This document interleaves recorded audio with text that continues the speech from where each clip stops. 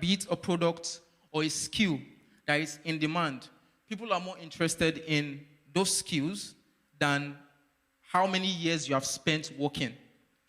So it started during the COVID era, if I want to be sincere, where people had no choice but to sit down at home and not do anything. So, and before you knew it, we started having what we call the digital space, or as some people know it, work from home, remote jobs. So that created a space for people to be able to access work, still have an organization or a digital economy without having to step foot outside of their house. And from there, it led to people thinking of products that will aid this economy, which is what we call digital economy. That's why today we have things like blockchain, we have artificial intelligence, we have content creation. These things do not require you to step foot outside your home or your house, but even inside your house, you can make times 2 or times 3 or times 10 of what somebody who is going to work is making.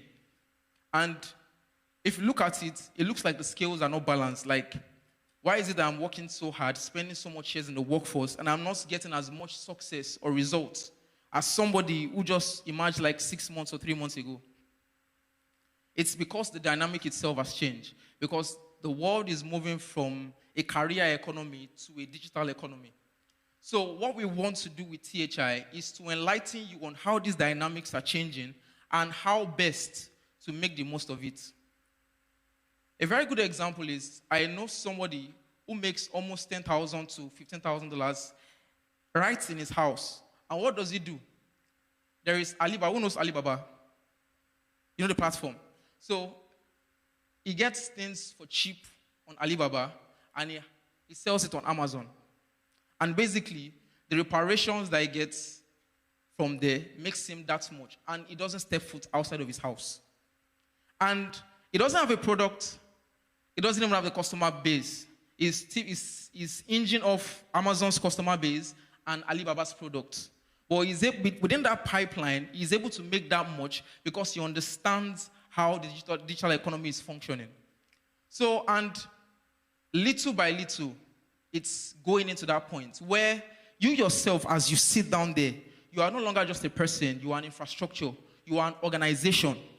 At the sight of you just taking your laptop, you can have your office, you can do administration, you can do financing, you can do accounting right in front of your laptop.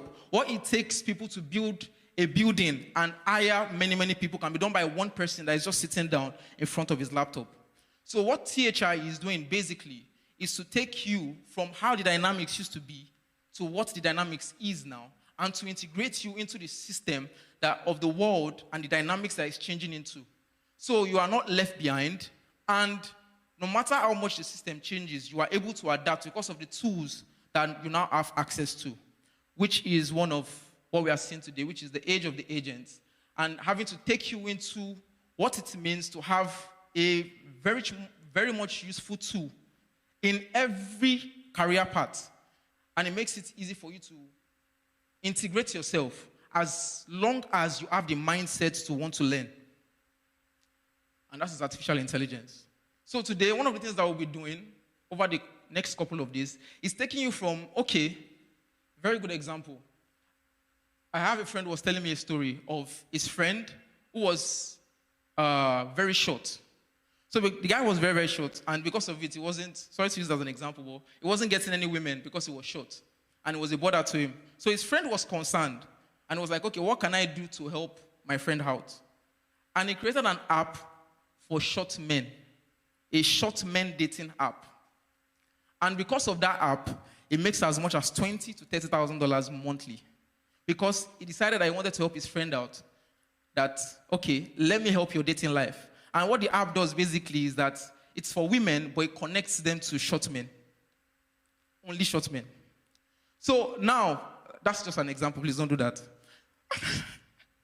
So, but now, I'm trying to open your mind to the fact that a thought became manifested, and it became a product, and it became something that you can sell. So you might have an imagination now. You might have something in your mind now that you're thinking, how do I want to build this? What do I want to do? How do I go about this? Do I talk to a lawyer? Do I talk to an accountant? Do I, talk to creative people and see how they can help me build this? And what I'm saying to you is that you can sit down with your laptop, press a few buttons, and within a short frame of time, you get answers on how to build that product and make that your imagination a reality, and which is what we are doing with THI. So I would implore you, as you sit down, open your mind to the possibilities that abound. Because number one is you can integrate this into anything. This is not, okay, it's just for tech people. No. If it's that you are selling something, you already have something you are selling, you already have a job, and you want to get better, you want to be able to automate your process. Documents that take people to sit down 5 hours, 10 hours typing can be done in 2 minutes or 3 minutes with AI. So as I said, there are people that just sit down in their houses and they are organizations themselves, their infrastructures themselves, because they know how to access these tools. So open your mind and know that whatever facet or whatever career that you are looking towards entering or you're already in, or whatever business structure or ideal or whatever product you have in mind to want to build, this tool can help you in all areas. So open your mind, and over the next 3 days, take your time to understand.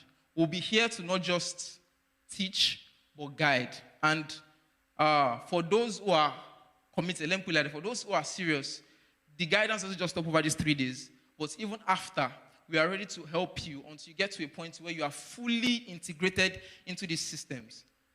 Thank you very much.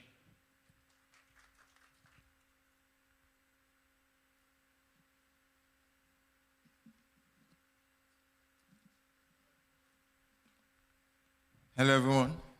Hi, everyone. Good afternoon. Good afternoon. Are we happy to be here? We don't look the part. Yeah. Hello. You're not how you doing? So I want to welcome you guys to today's event, Age of the Aged. My name is Dixon, and with myself here is Bole. Nice to meet you all. Yeah, so we'll be moderating and take you along as we go through with this event. And you're here in Bruce Grove, a very vibrant community. As you can see, a lot of youngsters and professionals around. And being here as a club, as a society, to do this in this community is a very, very good thing. And we want to ensure that we maximize the impact of you coming here, and whatever you're going to get from here, you'll be able to apply it in real time and get the result you want. So without taking much of your time, just want you to do something for us, just something, a little favor. We'd like you to walk to someone you've not met before, introduce yourself, tell them what you do, what you're working on, and why you're here, and what you plan to get out of it. Just something just to get to know more about it, because you're going to speak to yourself at some point. Yeah. So just a little favor. Just walk up to someone you've not spoken to before. Tell them your name, what you do, why you're here. Thank you. When you're done, I'm also going to introduce myself to everyone.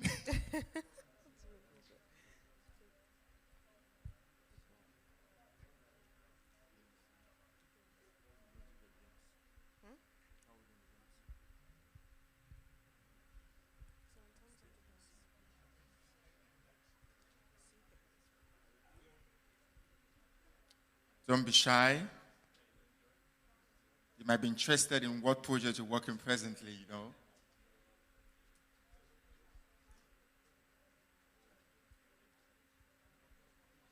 We'll just give them a few minutes to do that. We'll give them a few.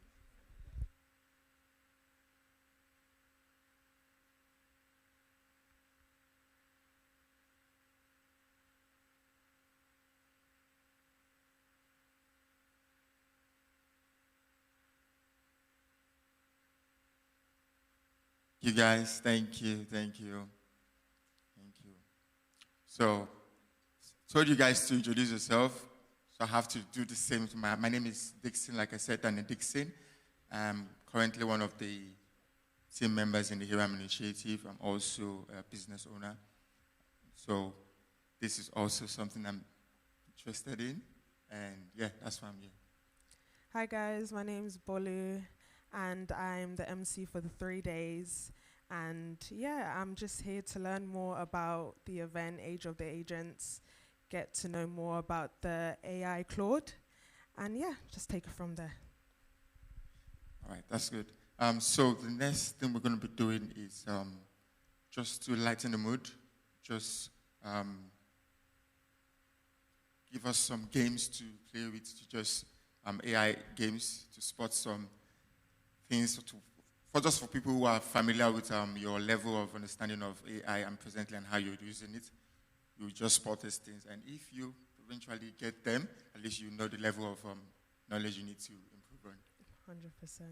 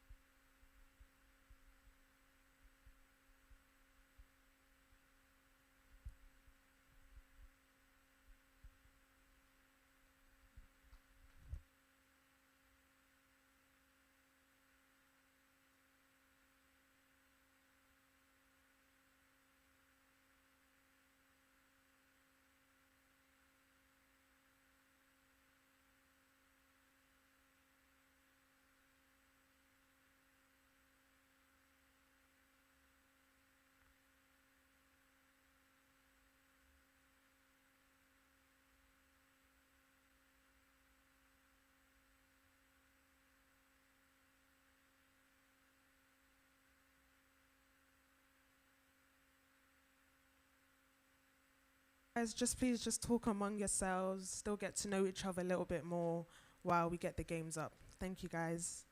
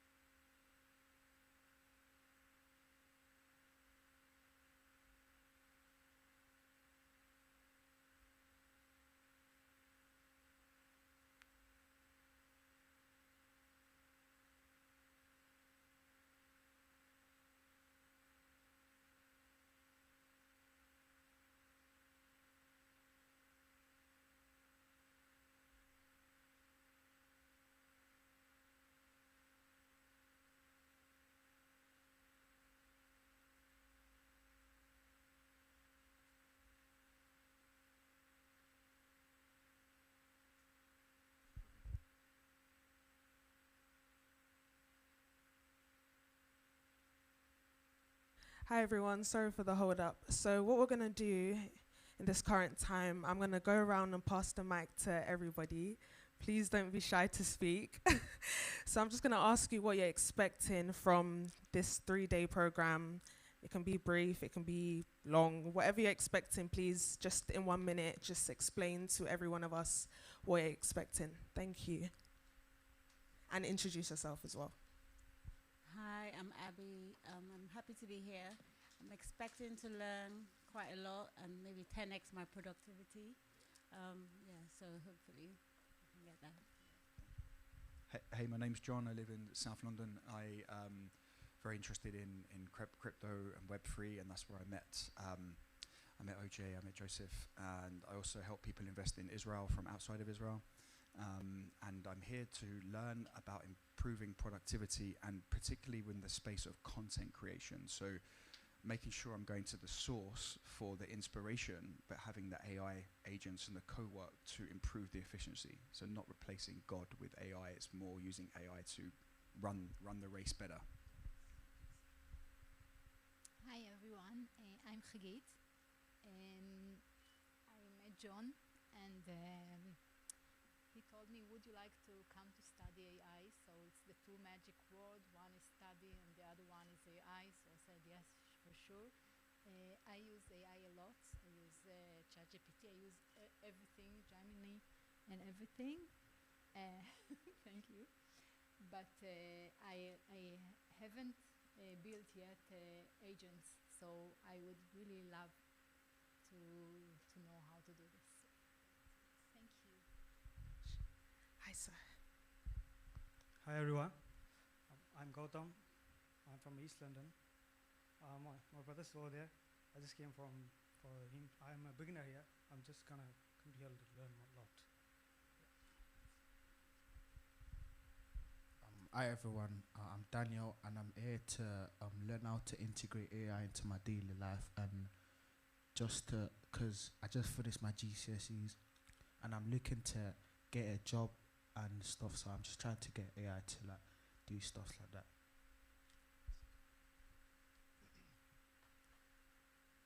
Hi everyone, I'm Samuel, and I'm just here to learn so I can like build upon it as the time goes. Thank you. Hey everyone, I'm Precious. I'm a student. I study pharmacy, and I'm just here to learn more about AI, and hopefully I can apply it to the media team in my church. Thank you, guys. So I can't go through the rest of you, but we will carry on later. So yeah, now we'll be going on. I can see someone there very excited. Someone there was excited that he's not going to speak. But yeah. All right, thank you, guys.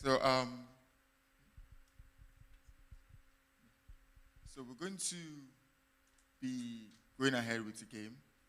Want to know how much you've trained your eyes with AI, because now we have a lot of images that we don't know which one is true or real. So just a quick game. So we have A and B. So if you think it's A, can I see your hand up? Okay, if you think the real one is B, can I see your one up? Put it up high for everyone to see, please. The real one is B, yeah? Okay. Interesting. I'm not going to say anything. The next one, please. Why I'm not saying anything? Because if you get the first one, you can recognize the pattern. So just keep it suspicious. So the next one. Just hold on to your answers.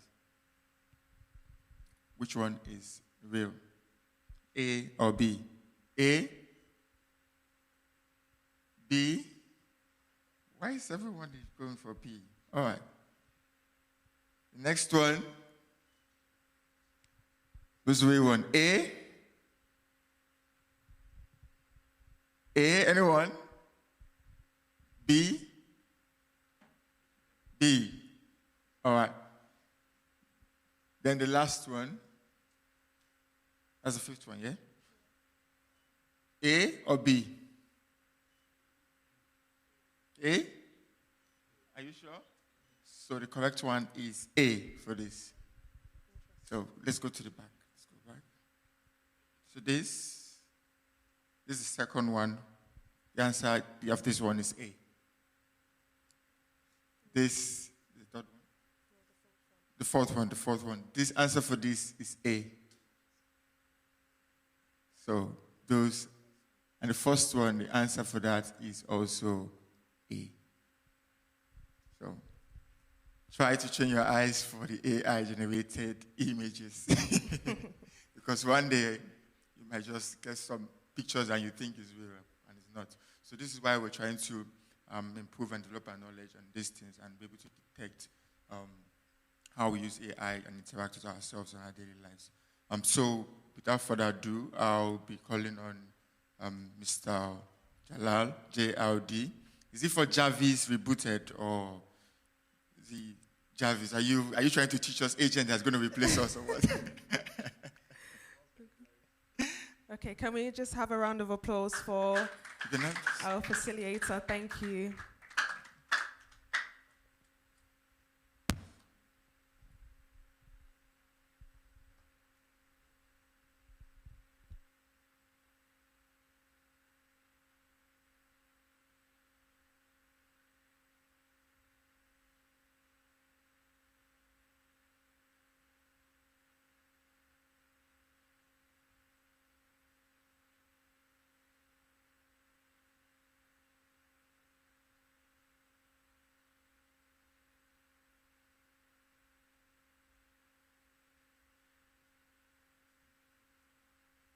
Hello, everyone.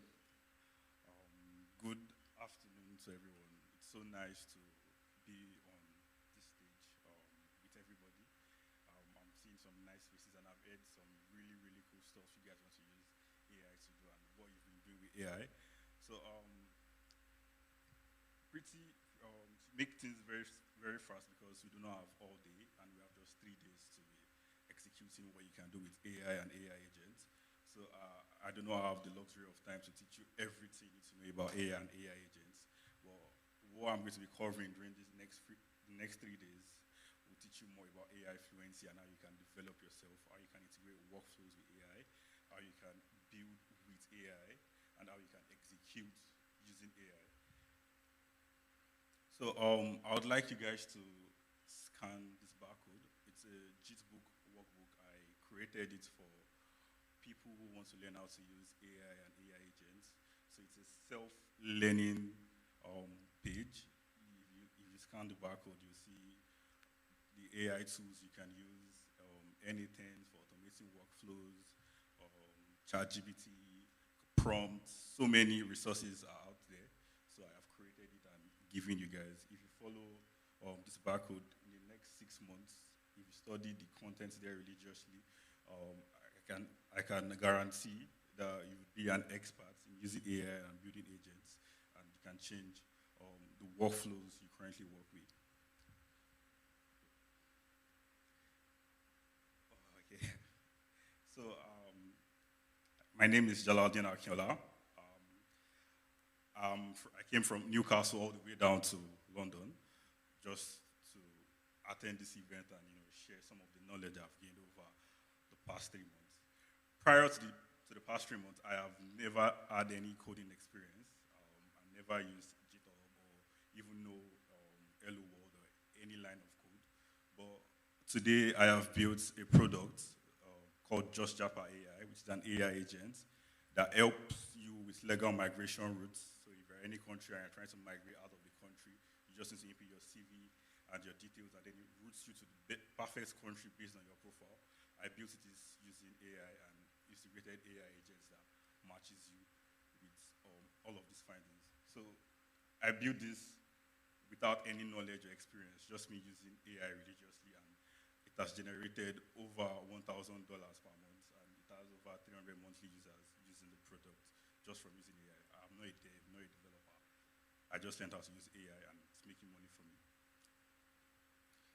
So start, what is AI actually? So I'll need everyone to stand up just for this, just to make this interactive.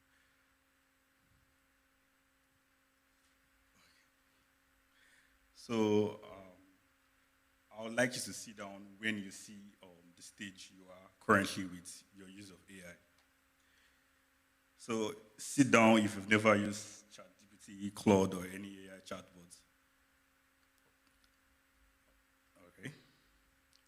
All right. Sit down if you have written a prompt and reuse the prompts you wrote.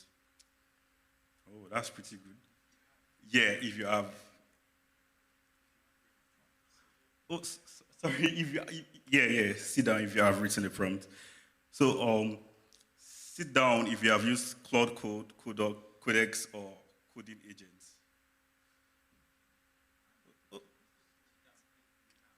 I'm sorry, I think I made a mistake. It should be sit down if you haven't. So everything should be sit down if you haven't. I'm sorry, Miles. I'm sorry. Let's just take it from start. So, okay. So sit down if you haven't written a prompt. Okay. So let's just go down. So sit down if you haven't used Claude Code, Codex, or any AI agents. Oh, that's pretty cool. So sit down if you have used skill files to get better results with AI. Okay. So stay standing if you've built something with AI. Of course, it has to be chewy. Yeah. So he has reached the final boss level of using AI. So by day 3, you should be in at least level 4 or level 3. And if you follow the guidelines that I gave you earlier, in 3 to 4 months, you should be in stage 5. So using AI versus working with AI and building with AI. So over the years, AI has really grown, and the models have learned so much. It has been predicted that AI would take at least 50% of the jobs by 2027, different sources. So currently, the way you use AI, you ask it a question. You guys use ChatGPT. Like, what questions do you ask ChatGPT? Anybody? Just like, oh, okay, cool. So you ask the AI what color matches blue. It gives you an answer, and then you take the answer and use whatever you want to use the answer for. So that is just using AI. That's the basic use of AI.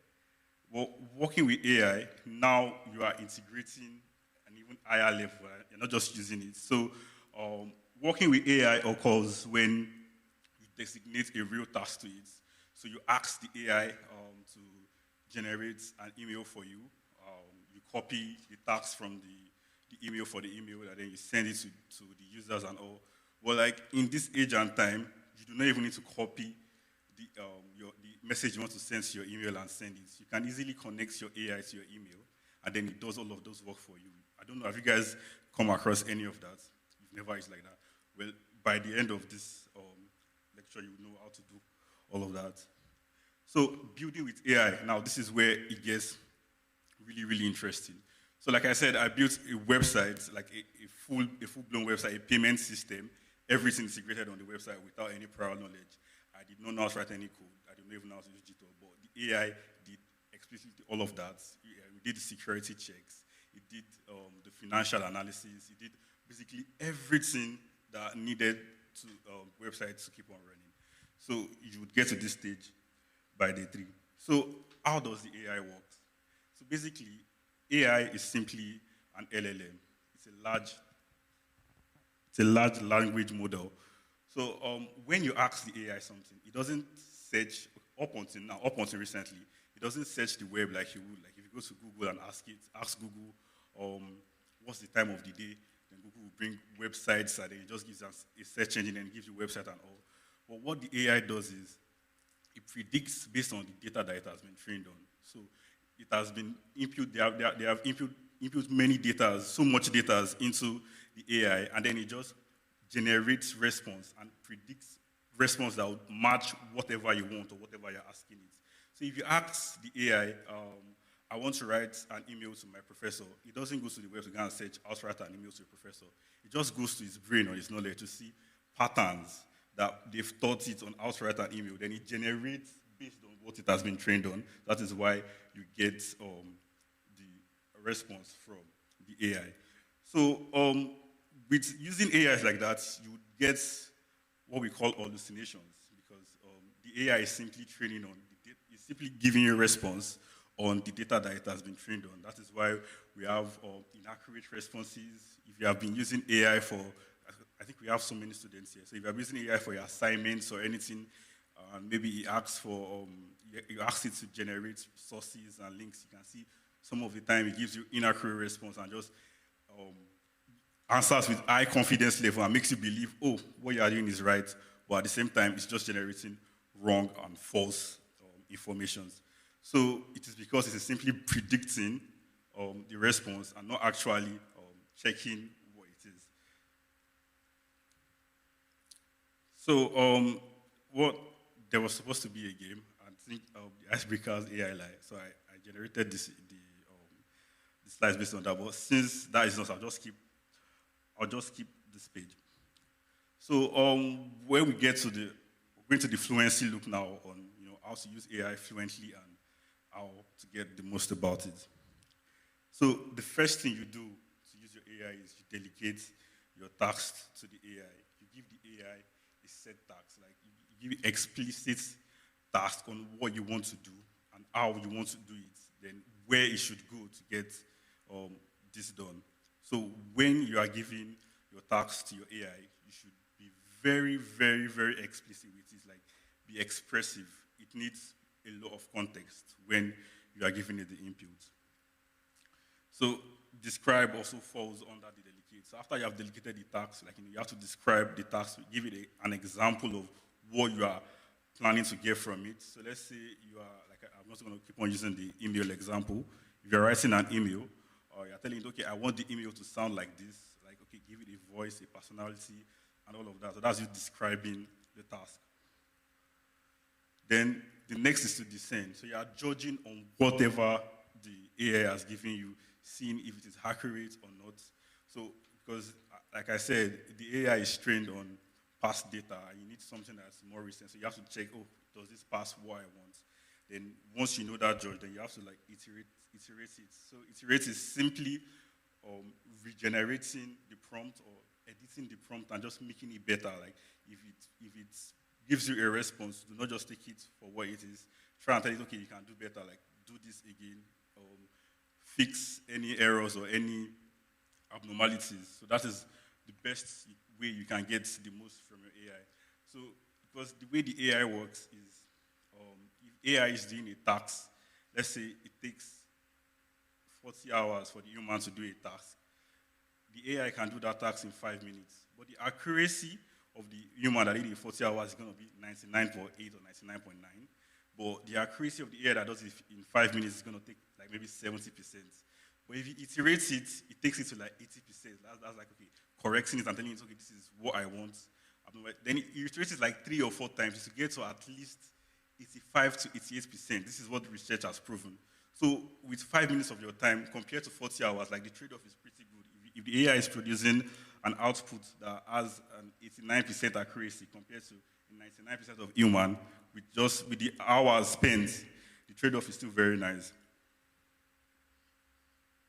So when not to use AI, because most people will tell you, oh, AI is the next big thing. But if you don't know when not to use AI, it will conflict your interest and even slow you down on whatever you're doing.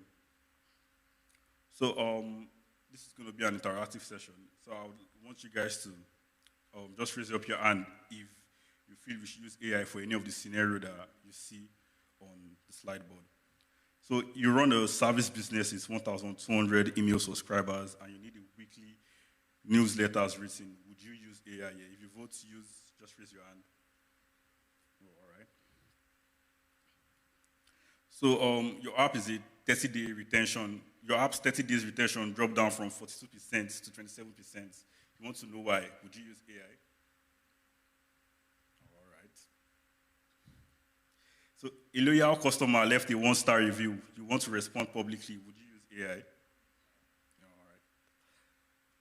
So you have 500 supplier invoices in PDF. I need 2,000 dates in a spreadsheet. Would you use AI? We'll find the answer later. So you want to learn to build automating professionally, so you can charge clients for it. Should you use AI? We'll see. So here's the answers. So for the weekly newsletter, yes, you can use an AI to write the emails and send to over 1,200 people. It will get it done in less than 1 minute. For the retention drop, this is a very gray space, a gray area, because the AI doesn't have access to your data or doesn't have access to the internal workings of your website. So if you just ask it, oh, I sold this thing today, why is my sales dropping 20%? So you just generate a response from its memory or its trained knowledge and just tell you, okay, it dropped because of this, because of that, and it might not be accurate. That's just it's hallucinating. It's not giving you the actual. So do not use AI for stuff like that, except you have given it access to the internal files or any of the files that you use. So public reply with a 1-star review. Do not use AI when it involves human interaction, because the AI cannot act as an human. It needs the human presence. So something as critical as a feedback, do not use AI for that. Then 500 invoices, I think we all got that right. You can use AI. Then learning to build automation.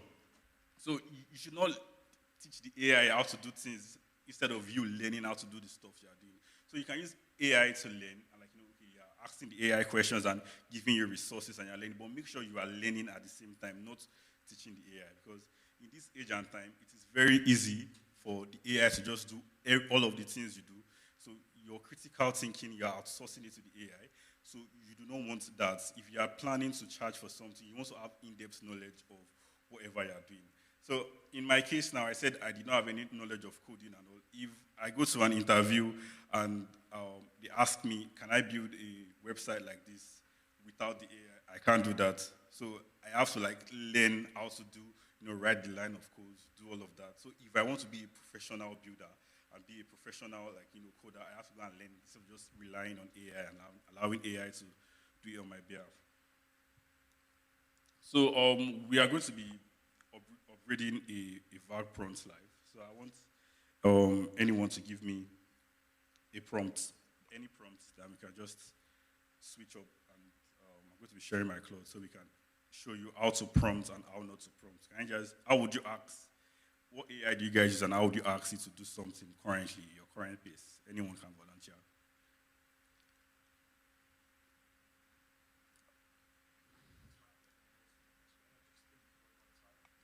Okay. So I'll just create any prompt, since no one's volunteering to write an exact prompt. Then I'll show you how you can make the prompt even better using AI. So, okay.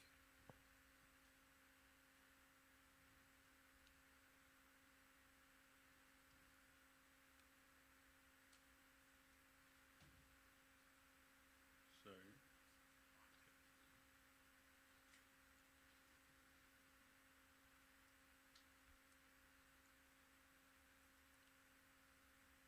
So you could always use, oh, it's not showing.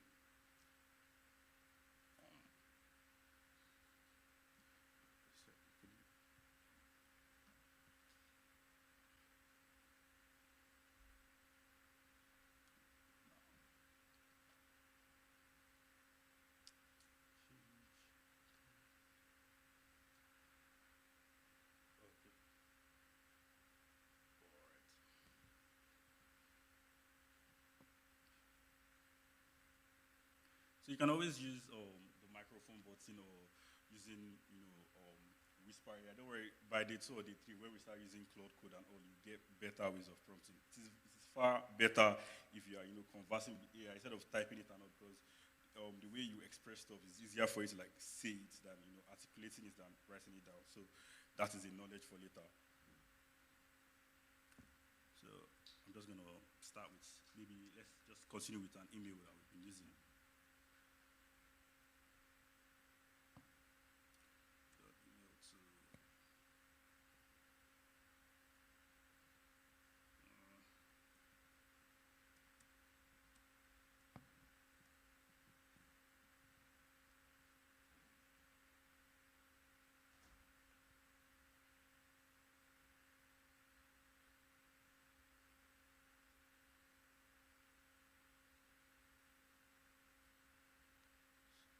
So if you guys have checked, if you scanned the workbook earlier, so there's a workbook session in the code that I gave you guys earlier. So I would want you guys to go there to day 1.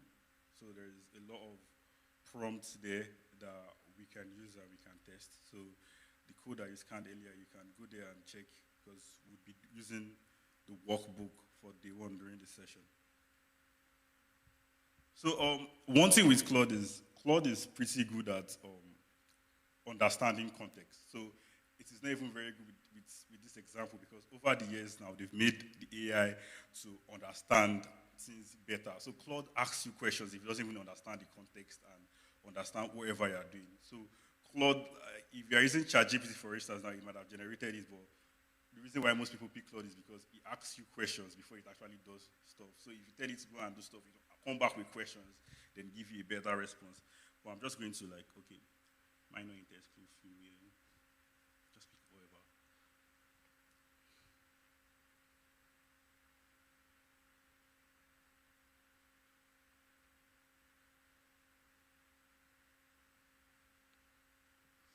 So this is actually pretty good. From Sonnet that's written all of that. But I have actually given my AI so many rules. So in this message, you can see there is no M dash. I don't know if you guys know what an M dash is. This is when an AI generates a message and then you see M dash and you see all of that. Like you see parataxes and all. But because I've grounded my AI, so it's actually not giving me the result I want to show you guys on how to like make your prompts better.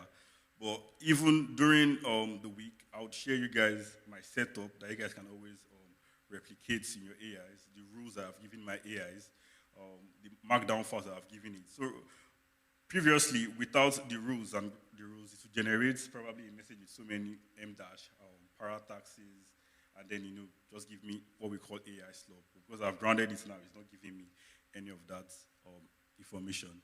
So let me just pick it up a bit. So I want you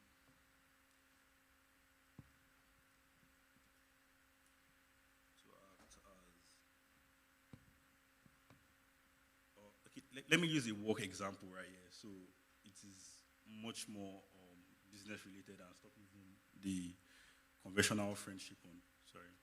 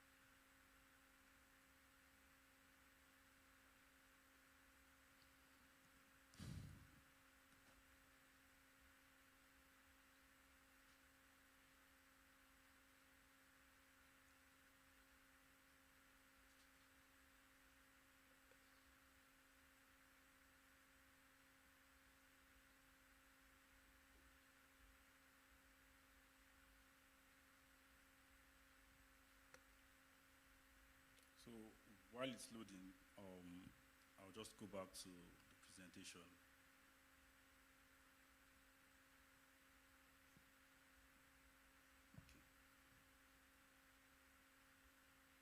So to make your prompts better, you can add a role to it or give it a role to players. So you can add a role, a job, and a format whenever you're making your prompts.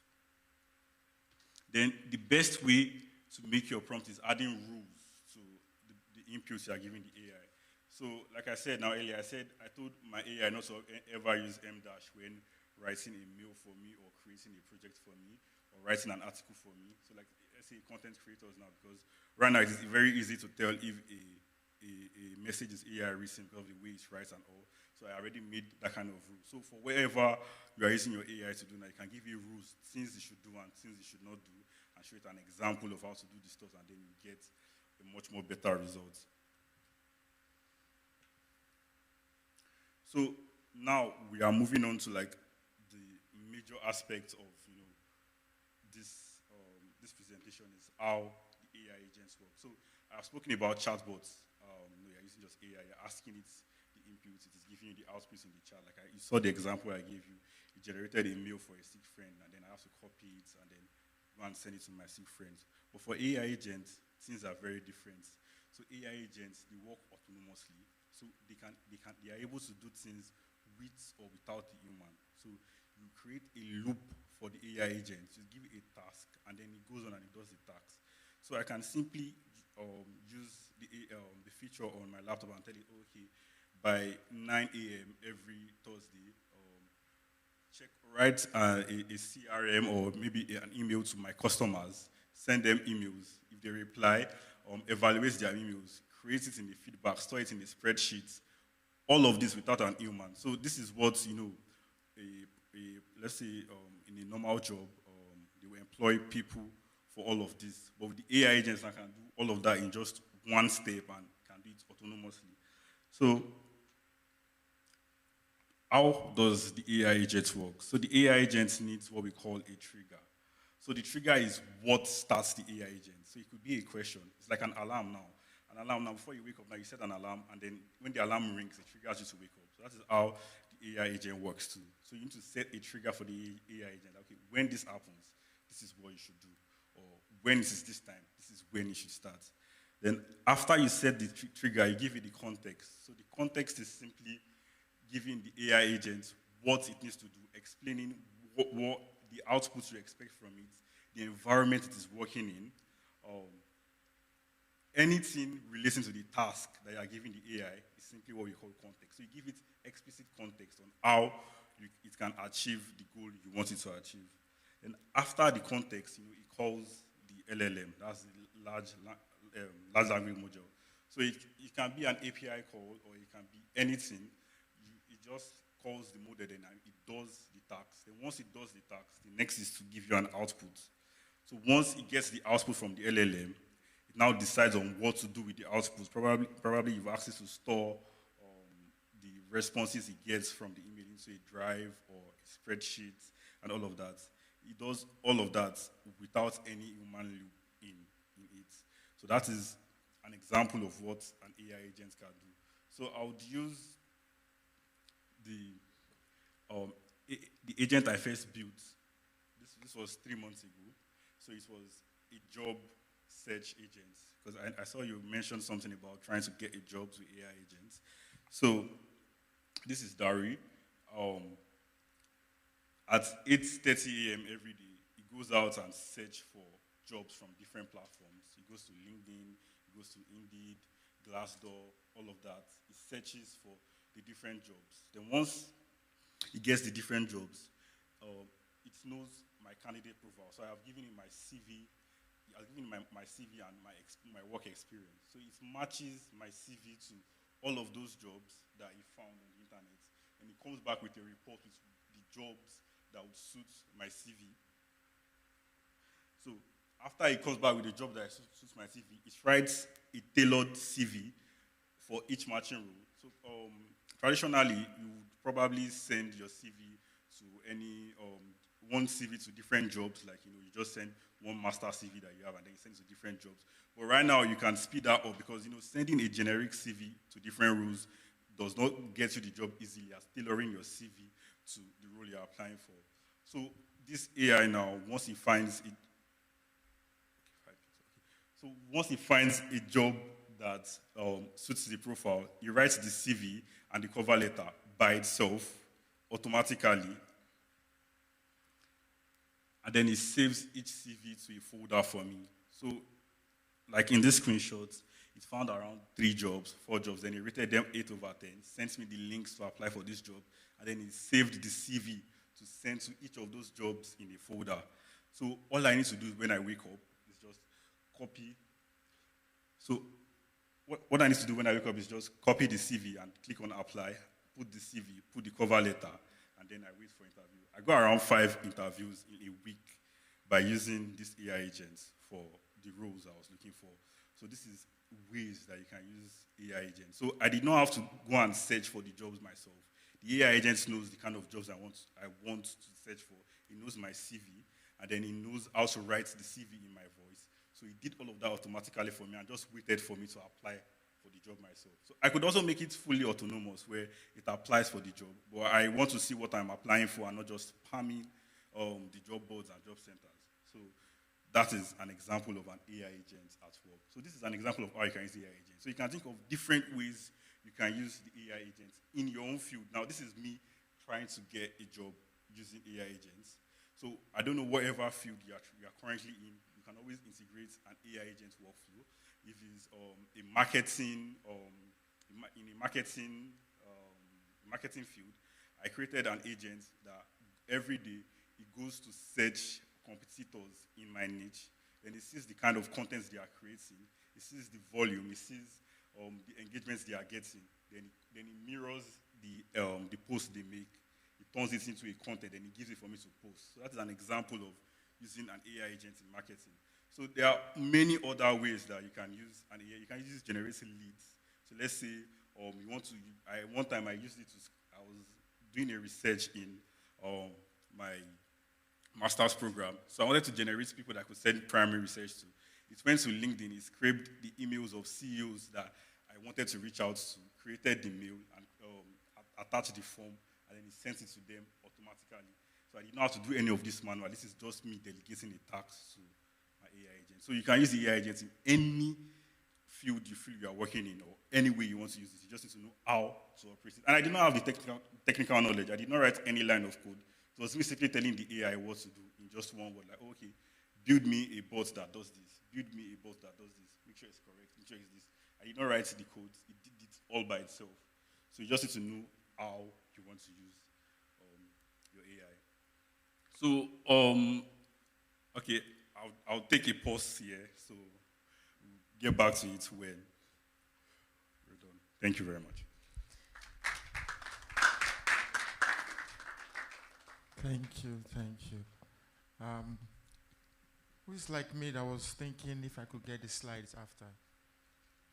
Okay. Wave your hands. So, if possible, maybe later in our breakout session. The workbook has all of this I'm explaining and even better prompts and workflows. Yeah, and I think you said in the beginning that when you log in, that perhaps not log in, when you scan the QR code, you get those things. So scan the QR code so that you can get those information. Thank you so much for that session, Mr. Jala. So we'll be going for a short 10 minutes break. There's a bottle of water there. We need to stay hydrated. So take some water. I think there are new people previously from the people that introduced themselves. So maybe you can still reach out to people and say hello, tell them what you do if you've not spoken to them before. So that's what's there. Stay hydrated, and we'll be back in 10 minutes for Mr. Chewy to take us on the session. Thank you.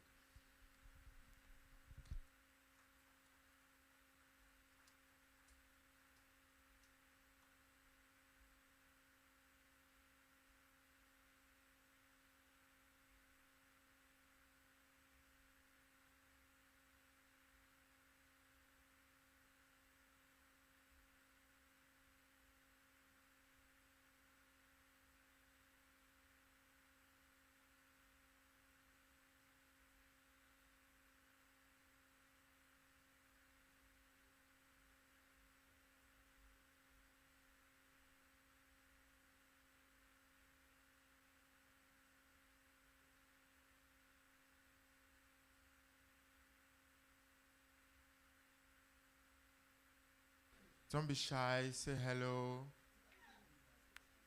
Speak to Hello people to we you. haven't spoken to before. My name is Dixon. What's your name? Your name is what? Your name is Peter. Nice to meet you, Peter. Nice to meet you.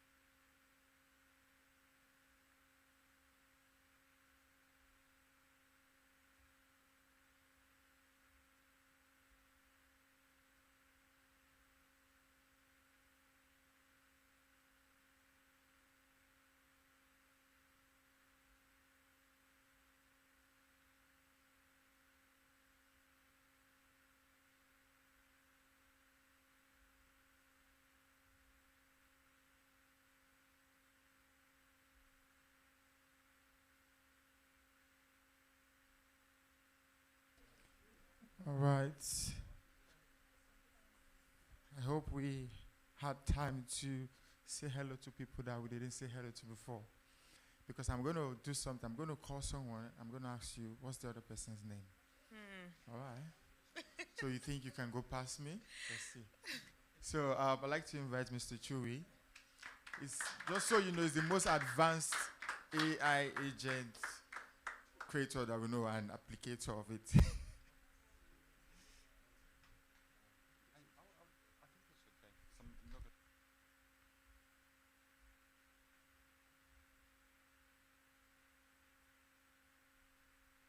Hello? Ah, there we go. Hi, everyone. I'm Chewy, and a little bit about me. I'm actually an architect by profession, so studied architecture, ran a business for 10 years in airport architecture, so quite a niche area.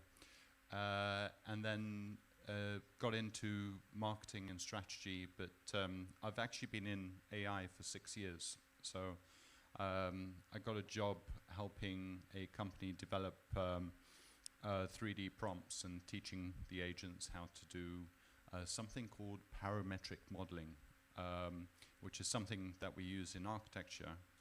And it's basically, in a very simple way, if you've got two columns and you've got beam, I taught it that if you move the columns closer together, beam gets smaller. If you move the columns further apart, the beam gets bigger, but then takes into loads of other things like resonance and things like that, so that you don't have a building falling. So in the time that I've been working in AI, I've been working also in Web3, and helping companies with marketing growth and retention as well. So last year I sort of started realizing I was helping a lot of clients, but I wasn't actually building anything myself. So so I started to embark on a journey to build as many solutions as possible. And I really like the story that OJ said before about a friend helping another friend as well, because the best ideas comes from things around you all the time. You see a problem, you create the solution.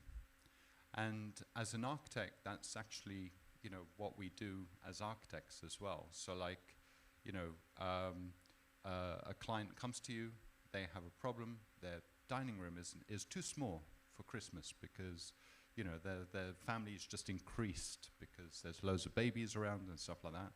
So as an architect, you have to find a way to make their living, you know, their domestic house bigger and to budget as well.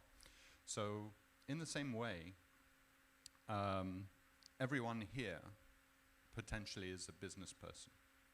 When you're walking around on the road as well, every single building you pass, it could be a business, it could be someone's home. I want you to think about what kind of solution you could present as well. So like, you look at a high street shop and you think, oh, AI could really help them with their inventory, if it's just a supermarket or something like that. And all of a sudden you have a business idea and you're able to build that now with AI.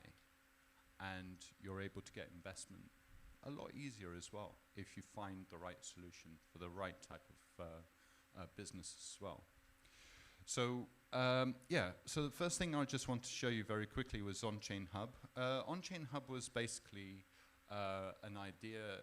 So I've been running a community called On-Chain Brits for 1.5 years. It's a networking group. We meet. We used to meet once a month as well, and I really started wanting to expand that and started thinking how, you know, like there was a lot of problems that I realized in the space as well, like fragmented, you know, fragmentation and stuff, and it was very difficult to keep people together because some people liked to be on Twitter or on X, other people on LinkedIn, other people on Telegram. So I came up with this solution just to create a simple black book, you know. So your little black book, if this works, Come on. Internet's a bit slow here. But yeah, so this is my little collective book now of everyone connected. The badge as well just shows like who's a verified human on the platform as well. And you know, it's literally directory of business owners, service operators, and people in frontier tech. So not just crypto, but also AI, robotics, and quantum computing as well. And I took it a little bit further because I like my agents as well. So I've got an agent that works full-time gathering intel as well about what's going on in the markets. And so both, so in news, crypto, and AI as well. And the cool thing is that it basically aggregates everything into a newsletter that you can receive daily as well. So, so it gives people market intel. Amy is my concierge who manages the front end side. And then on the back end, I've got 4 agents now that sort of manage a lot of the back end as well. And I decided to build on JM Hub first as a distribution networking platform. And the idea is that we build 10 products which will help founders, service providers, content creators, and people that just want to grow as well. So the first product we started with is frontiertechjobs.com. So we only started this a month ago, so anything you see now has only been built over a month. There's currently 4 agents in the background, so there's no front agent currently. What that means is basically they're agents that just work in the background. You don't necessarily get to talk to them, but they're doing things for me, and they talk to me. So I get an update from them. When they hit a problem, they'll message me and say, "What do you want to do?" I'm able to chat to them very quickly and keep them moving. Actually, before I get onto there, Jamal mentioned Whisper. Everyone building should download this. It's a very good program. Whisper is basically, it helps with your voice as well. So basically, so when you're talking to an agent, you're much quicker. You can get your ideas across. And so this is one of my accounts. I've said 5,184 words. And it basically, so like, to put it in perspective, I've probably saved, in 1 month, I've probably saved 100 hours or something, just by talking to the agent. It's much easier to get your feeling across as well. And it's very important to get aspects of your feeling to the agent as well, because when it's not doing what you want to express your frustration. And to express your frustration, it's much easier to kind of like talk to it and say, "I'm really annoyed. I'm so annoyed. You're getting this wrong. Why? This is so simple. Just fix it," you know? And offer me other solutions than the solutions you've already presented to me. To type all that out as well takes time as well. Actually talking to the agent is much simpler. The other beauty with Whisper as well is that, like the name suggests, you can literally whisper it. So you can be talking really low, and it's, you know, so not everyone can hear. So it could be a computer like this, and no one can hear you. So it's a great program. So really recommend if you're building. All you have to do is basically start the app, put into where you're chatting. So like if you're in Gemini here or in Google, and I think I can do it now. Hey, can you find me a restaurant nearby Tottenham High Street? And it should type it out straight away. See? And the beauty as well is that you can train it to make your conversation more professional as well. So in prompting, it's fantastic because you can really, really train it how you want it as well. So so back on track. Frontier Tech jobs. We hit in last month. We haven't even advertised it. It's still being built, and we hit 1.47 million visits, which is insane. And the way we did that is by aggregating everything and then using search optimization, but also agent optimization as well. So for the first time ever, I'm going to show you the back door as well. Just show you exactly how these agents are running in the background as well. So keep in mind, I've never shown this to anyone, so this is like massive trade secret. So one thing I love doing is actually building the admin side. The thing about ChatGPT and all these things is that they're just prompting areas. The beauty about what you can build is the visual side. We are very visual people. We want to know, we want to understand how something works, or we want the user interface to be like something that we can use. So for me, it's really important to get the admin side done well, because I don't want to sit there like trying to code something, when I could just click a button or tell the agent in the background. Like, so here I've created a button that says run ATS ingest, which basically means it aggregates all the job boards in one go. Locations as well, because I didn't want to sit down and write every single place that exists on Earth. So I've got an agent that does that for me, So every time a new country pops up, it will be like, yeah, that's a real country. I'll add it. And so basically, that then becomes part of the search indexing. So it's quite involved. To do that with people would take hours. With an agent, happens in a split second. So I've got an agent that runs location and visa. Visa is really interesting because I actually got this idea from Jamal.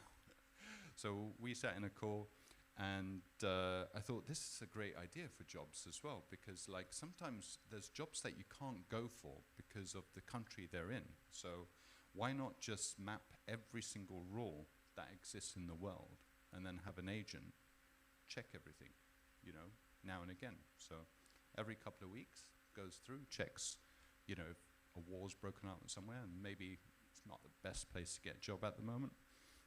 If you've got a UK passport or something else, and it will check everything for you as well. And the beauty is that it allows me to delete and edit as well, and add as well. So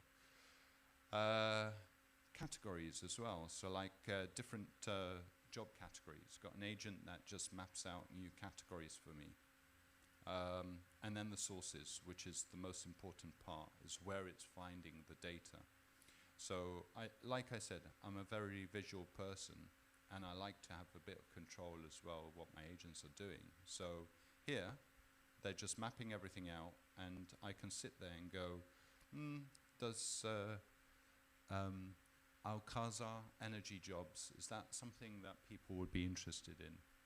So I can have a look at it as well and say, yeah, that looks interesting, when it loads.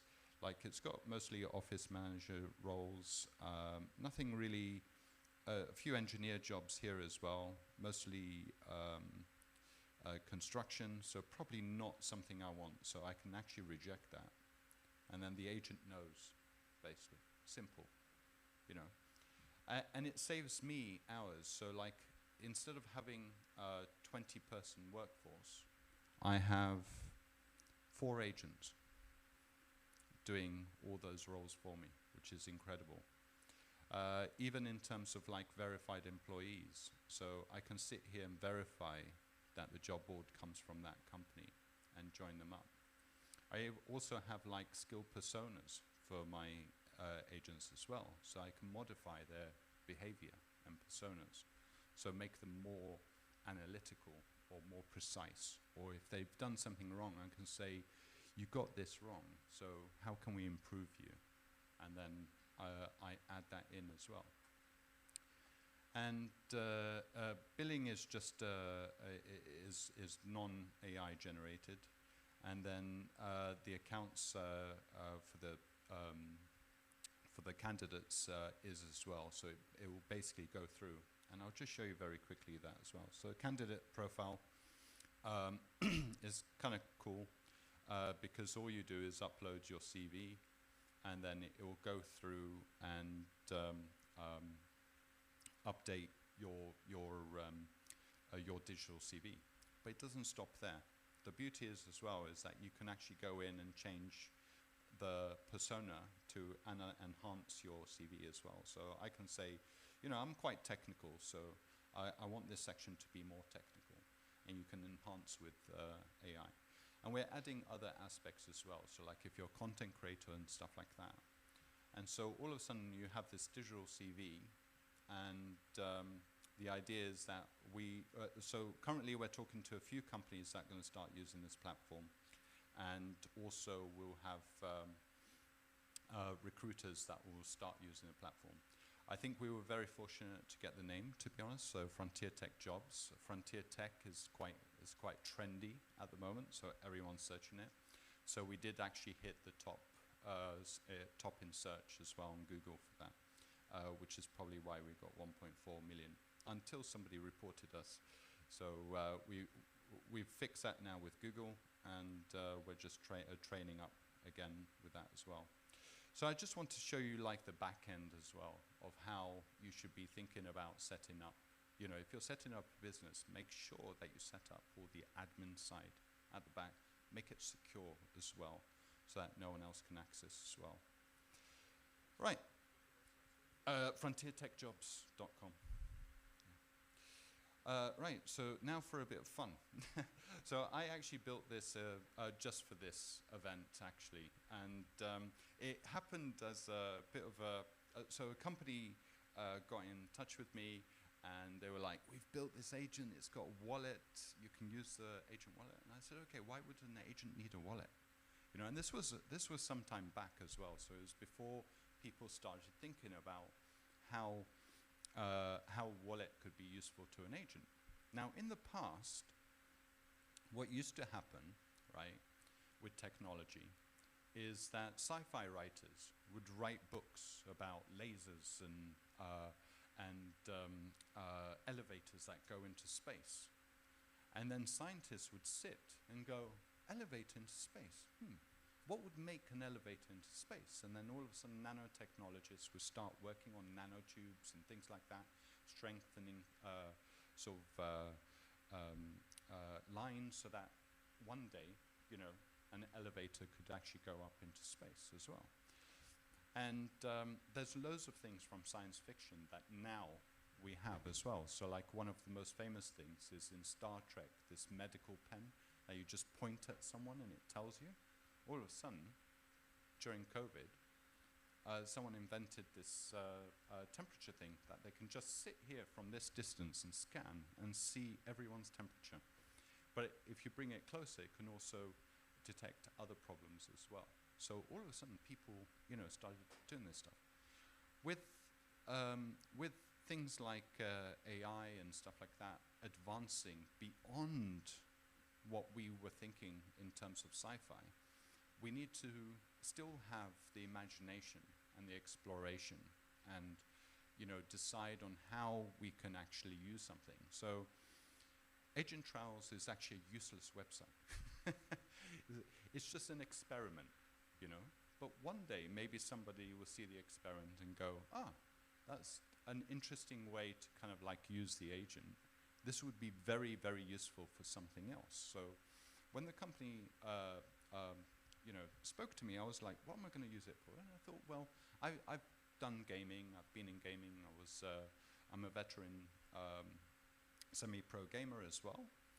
And so I thought I'll design it so that we've got like a game where you sit and you negotiate with an agent. So you go in, you talk to the agent, and you have to get through the portal. So all of a sudden you're standing there and you're kind of like, you've got to go and talk to the agent, if this works. And you can just chat to the agent. But since we've got Whisper, we can actually chat to it as well. So you can say, Hi, agent. I want to get through the portal because I'm on a mission to save a princess. And we're going to just have to wait for what it says. And it says, we are just getting started. Tell me something specific about why you are here, and I will point you in the right direction. So you can start to negotiate with the agent to get through the portal. And then once you open the portal, you go to the next level. So, and one of the specific aspects of the wallet is that you can actually bribe her. But I've disabled that for this demo.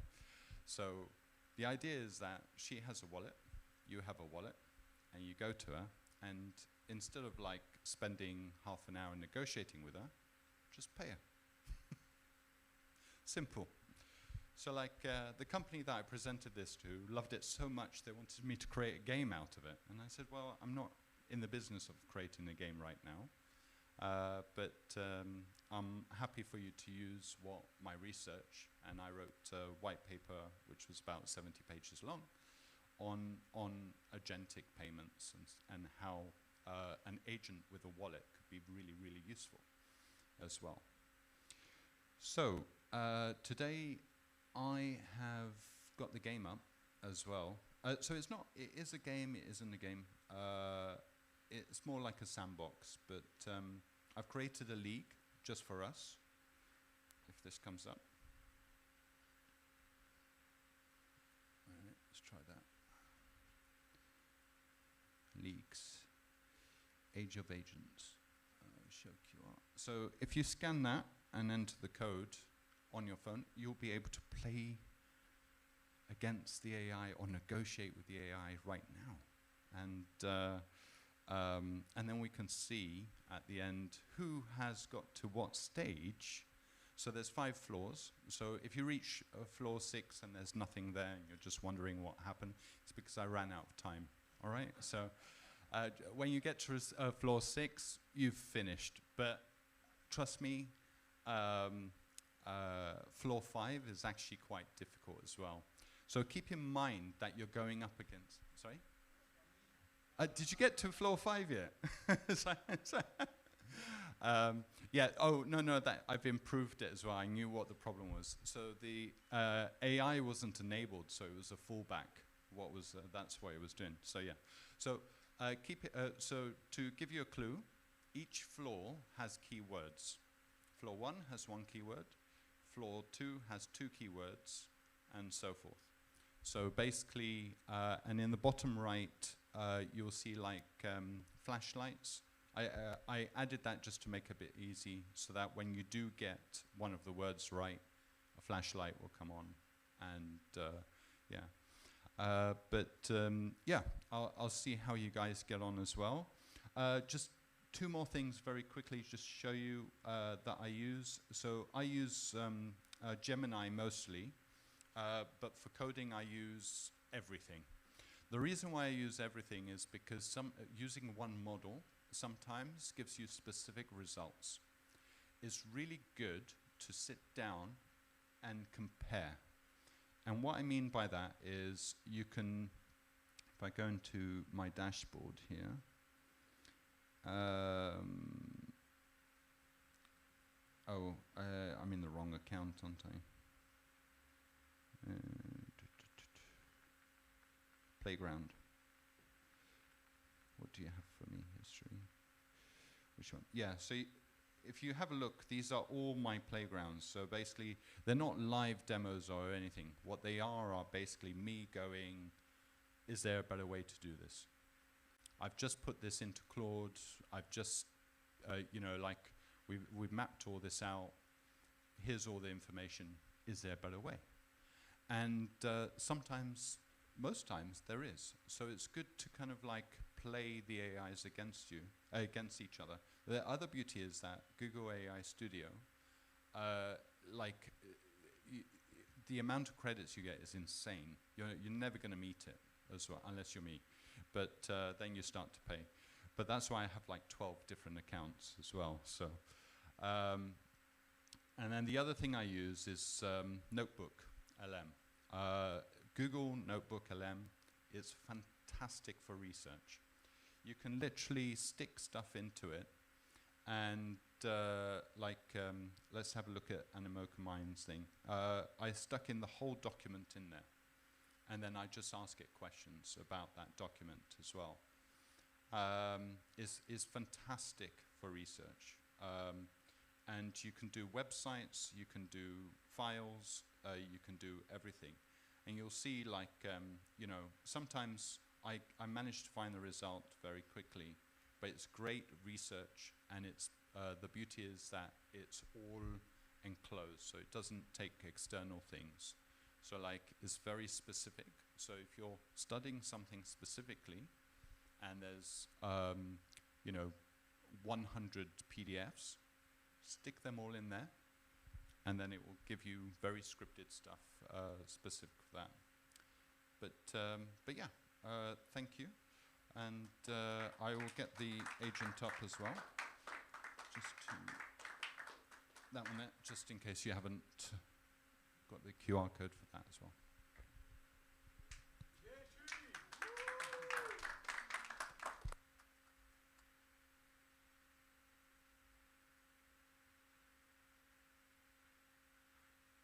Thank you so much, Chewy. Another round of applause for Chewy, please. So, raise your hand up if you've understood everything that has been explained so far. Okay, that's fairly good. Raise your hand up if everything you've been saying so far, you don't even understand anyone. You're just pressing your phone. I saw you pressing your phone, so raise your hand. Raise your hand, though. And you're still pressing your phone. Oh, you're playing Chewy's game. Oh, okay. We would excuse you. So now we're getting to the fun part. Yeah. So the number one thing we are going to do is we're going to have a little grouping. We're going to have a little breakout session. And it is going to be at random. And we're going to use somebody's AI. Okay? So I don't know who's going to offer their AI, whether Jalal or Chewy. We're going to get everybody's names, and then everybody's going to be split into groups. Everybody's looking at me, what's going on? Don't worry. It's not something that is too hard.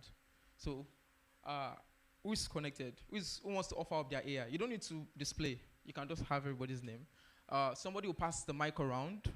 You mention your name, and then you jot in the name. And then we'll split everybody into teams. I want it to be live, so it's... All right. So where's my second mic? Okay, thank you. So, from the front. Your name, sir? Yeah. Ajishafe. That's my name. Okay.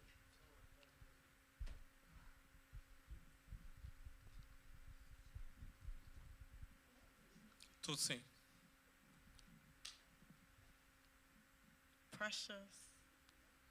Precious, okay. Huh?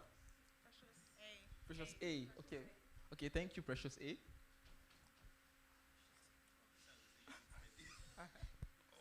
Peter. Precious I. Precious I. So we have two Precious. Precious A and Precious I.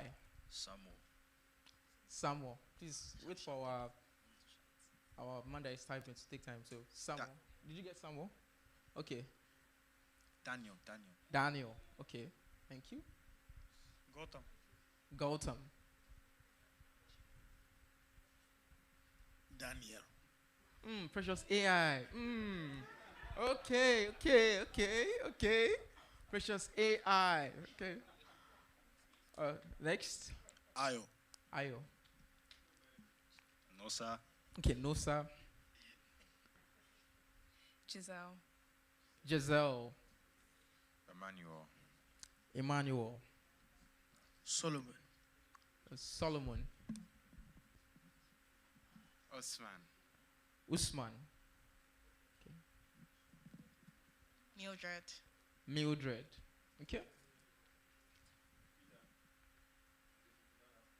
Peter A. Because we already have another Peter. So how do we do now? Peter O. Okay, Peter O and Peter A. Okay. Victor. Victor. Okay.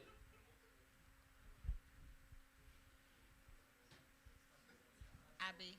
Abby. John's my name. John. Julia. Julia. Anyone else left?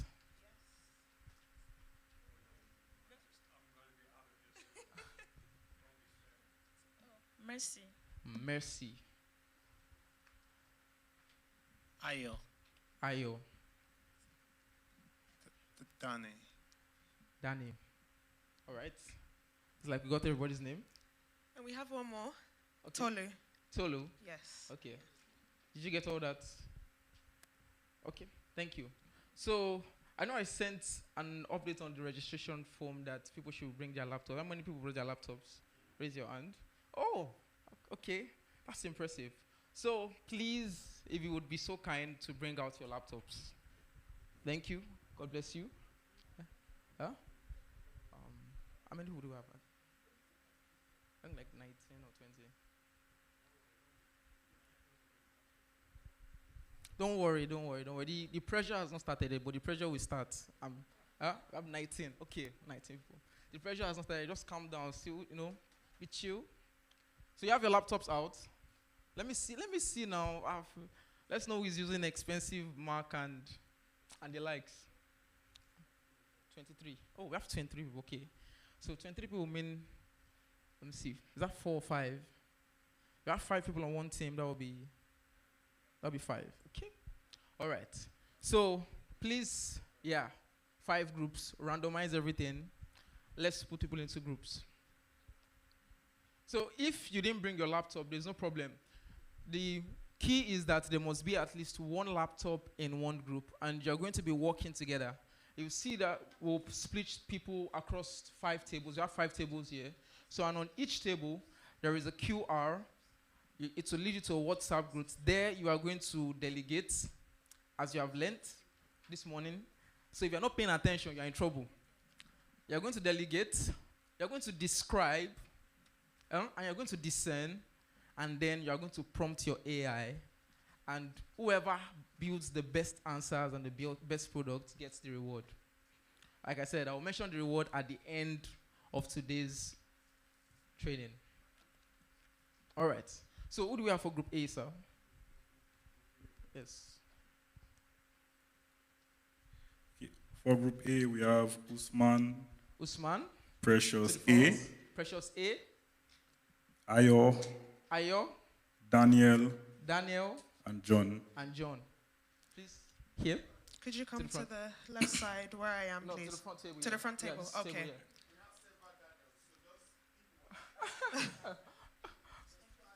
Table, here. Yeah, just come to the front table. So can you call Team A again?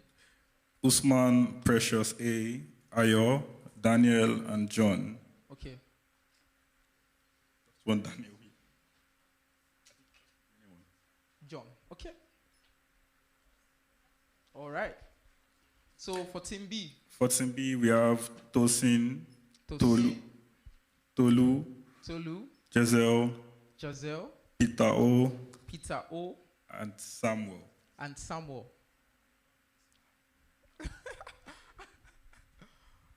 All right, please to the front. Tolu, Samuel, Peter O.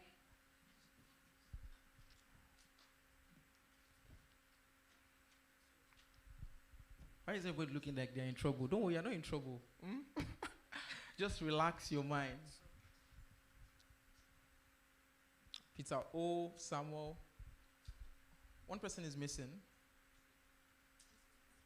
Oh, she's making a call. Okay. Let her know that she's on Team B. Okay. So Team C. For Team C, we have Julia. Ayo. Oh, she's already even seated. Ayo. Ajisafe. Victor and Precious I. Precious I. Ayo. Ajishafe and who? Victor. Okay. Sorry.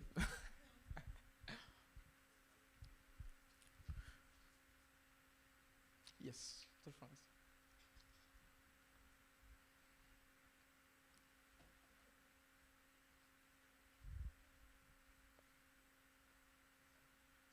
Okay. For group, Team D. yeah, Yeah. from TD we have Solomon, Precious, this is your group. Here, yeah. we have Solomon, Solomon, Gauta, Messi, Gautam, Messi, Nosa, Nosa, and Mildred. and Mildred. Okay. Team D. Probably E. Who knows? You'll be lucky. Sorry for stressing you. So for team E, we have For Team E, Dami, Dami, Abi, Abby, Peter, Peter, and Emmanuel. and Emmanuel. Which Peter? Peter A. Oh, yeah, Peter A. Where's Peter A? So Emmanuel, Abby, who else for Team E?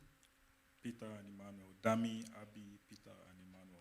Dami, Abby, Peter, and Emmanuel. Yes, just four. But there's just 2 people there. Where's Dami?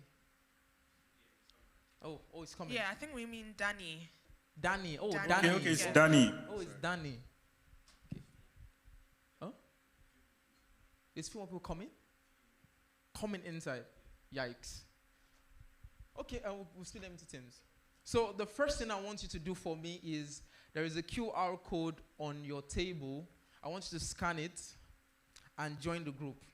Like I said, it's from there. You're going to be working together for the next 3 days. Yes, it's a competition. And whoever builds, number 1, the best product gets to go away with the prize.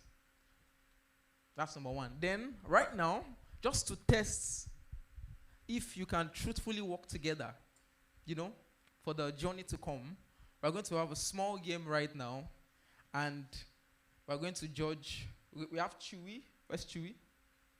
Chewy and Jalal judge the best answer. Okay. Has everyone scanned the QR? You have? You are inside? Okay, that's good. All right. Are you sure you are inside? Are you guys ready for me? All right. The next question. How many people has installed an AI on their laptop? You have an AI on your laptop? ChatGPT, Grok, Claude? Raise your hands. We need to have at least 1 in each group. Oh? Oh, you have 1? No, like you have an AI on your laptop? Yeah, that's good. You have a laptop? Okay. So if you don't have it now, if you don't have an AI on your laptop, please install it. Make your way to your app store or to your download and download one. You can. I would suggest you download Claude. Most likely, yeah. Claude is much better, and it doesn't take much time. Under 2 to 5 minutes, you'll be able to install it. So you can go on Windows, and for those that are using Windows, you can go on Google, and then you Google search Claude, CLAUDE, Claude for Windows or for HP. And then if you have a Mac, you also Google Claude for Mac. Or you can go to your app store and search for Claude, CALUDE, Claude AI, and you should bring it out. So let's see. I'll give everybody 5 minutes. Distress, you can talk, download. When everybody has their AI ready, we get into the nitty-gritty. I know I'm stressing you, but we didn't come to play. So please get ready. All right. How many people have set up so far? How many people have? You have? Okay, there's one. You have a Claude? Okay. Group A, Team B, Team C. What about Team D? Where's Team D? Oh. Solomon, you're in team. What team are you in? D. Do you have it set up? Okay. Then Team E. Do you have anyone that has their AI ready in Team E? Oh, you're setting up. Okay. Okay.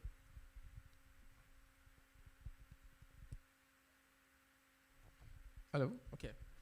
So while I was setting up, I have a question for everyone, and I'm going to pick anybody to answer. Where is my second mic? Okay, thank you. Oh.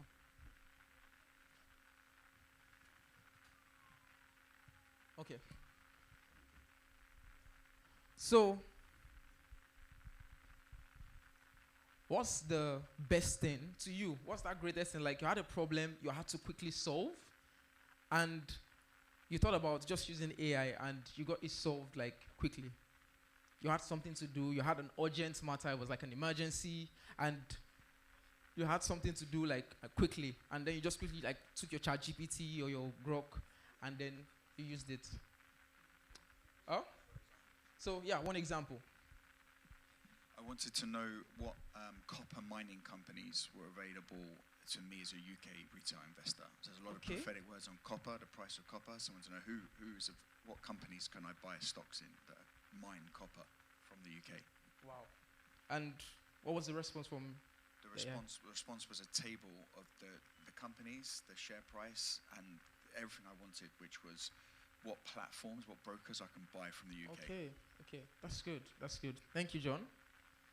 Team B, one person from each team. I will pick somebody, and you will answer.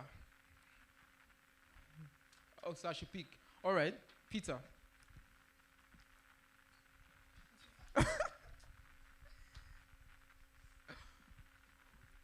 Okay. The problem, you had an emergency, you had an urgent problem, and you used AI. I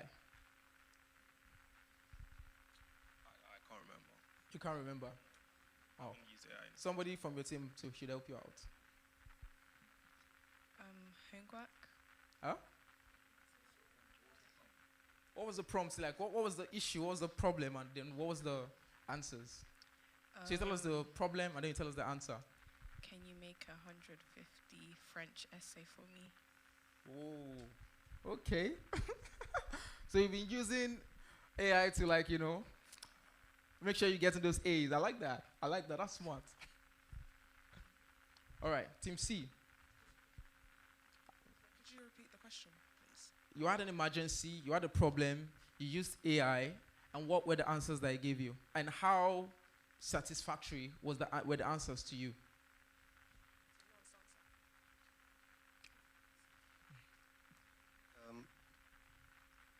I use chat GPT in my place of work.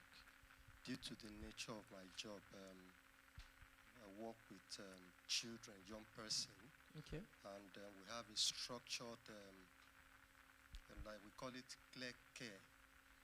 Clear care. Yes, that we use to impute information about the children, the different activity for the day and all that. Then there's a section that talks about, we call it, it has to do with everything that happened concerning that young person in a day. Okay. So instead of, though we have a daily logbook that we write down things, but we need to write a professional, there's a professional way of writing it. Okay. Then we send into the company's, prescribe something. So I used chat GPT. Okay. I just put the name of the child, XYZ does so activity for the day, this, and I will just give a prompt that I should write it in a professional way. Okay. Then immediately it brings it and I just copy and I paste and it gives me a result. All right. And how were the results to you? Yes. That was good. Yes. At times I even give a further command. If I discover I want it to be, shorter, because at times it just writes a long. Okay. So then I give a command, make it shorter, then it brings out. Then at times when it brings something and I read and I discover, no, I need to edit.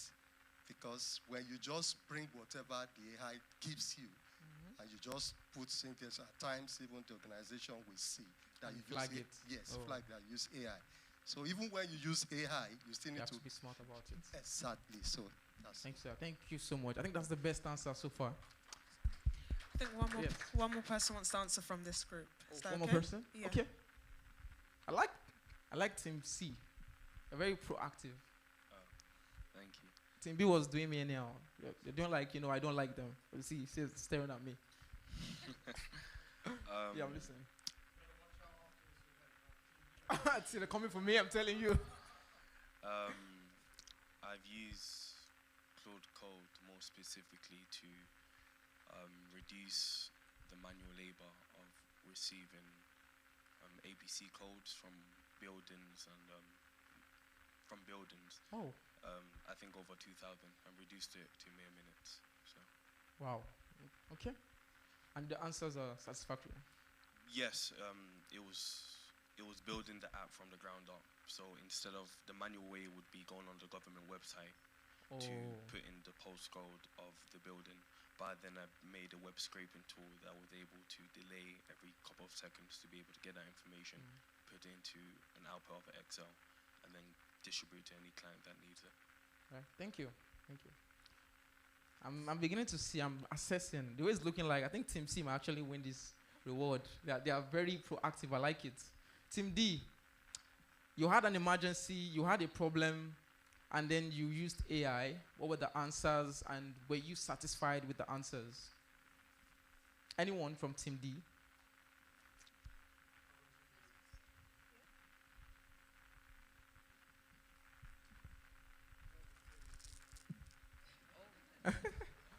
Okay. I think mine is my coursework at school, and it's just when you're too busy with everything going on, and then you have coursework to do, and then I just put in the coursework into ChatGPT and just like, I need the answers to this question, make it a distinction criteria, make it sound like a student and professional. Wow. And okay. We're beginning to know those who are using AI to and then for the wiggle their for way the into reference academics. links, I ask like him that. for reference links as well, and Wow. then tell him not to include the chatgpt.com in the reference link. Oh my God, that's precise. Yeah, that's just, precise. and most times the information it gives you is correct, and if it's wrong, just tell it again, I need this right, and then it gives you the right one. Okay. Please, I have a round of applause for that. That was good. Oh. That's smart, actually. That's very smart. Team E. Why is there just two people in Team E? So, sorry, we're supposed to be in Team E. Oh, you're part of Team E. Okay. So, Team E, the problem. You had a problem, you had an emergency. You used an AI, ChatGPT, Grok, whatever, and then the answers that came out, and were you satisfied with the answers? Okay. Yeah. Hello, everyone.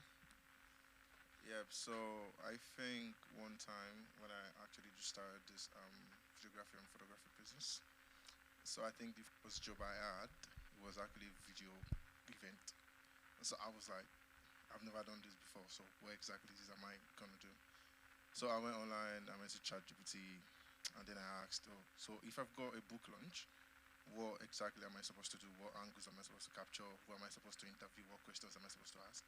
So it gave me a list of possible things to do. So I had to trim it down because it was like a lot. So I said, what I'd like the most important things. What things do I need to make a good content that whoever comes across it on Instagram, Facebook, Twitter, they would be interested to actually say.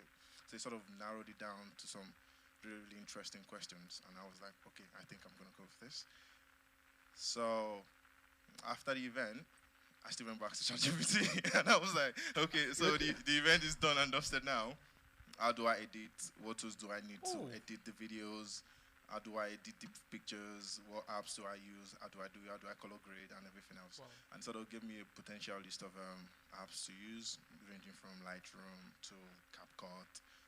And it was actually interesting though, because it was a lot, but still. That's nice. That's right. I love the answer. Please, a round of applause. Oh, now you want to answer. So Team B now want to answer my question. Just imagine. All right. We'll give Team B. You have two people.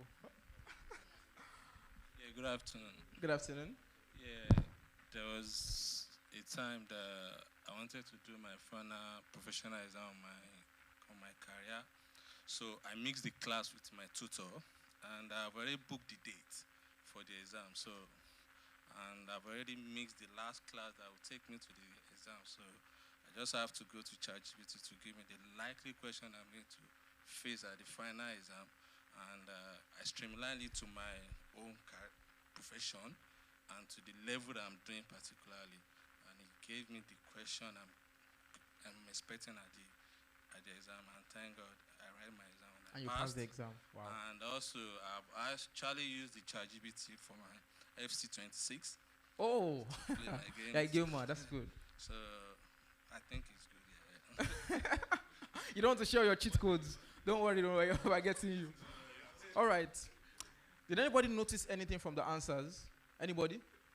What did you notice from the answers? Huh? Thank you. The more you prompt, the more you ask, the more you have conversation with your AI, the more it can refine and give you better answers. So you are never going to get the best answer at the first try. You have to keep having a conversation. You have to keep fine-tuning. And that's one of the things that Jalal was talking about earlier on. Delegate, describe, discern. So as you describe, you have to keep describing the problem so that it gets to a point where it understands what you are trying to pass across to it before it can fine-tune and give you a better answer. And that is the first game that we're having right now. We're having what we call a prompt battle. Yeah, it's a battle. You are the teams and you are battling. It's not me that is battling. All right? So the question is, we're in Bruce Grove, Tottenham, London. You want to start a coffee business in Bruce Grove, Tottenham, London. Create a business plan that suits this particular community that you are in. So, like I said, as long as there is one laptop in a team, it's fine. You don't have to have multiple, but you have to work together. And then we have our panel of judges. Please, where's Chewy? Huh? Where's Chewy? Okay. So we're having two judges that are going to check your work.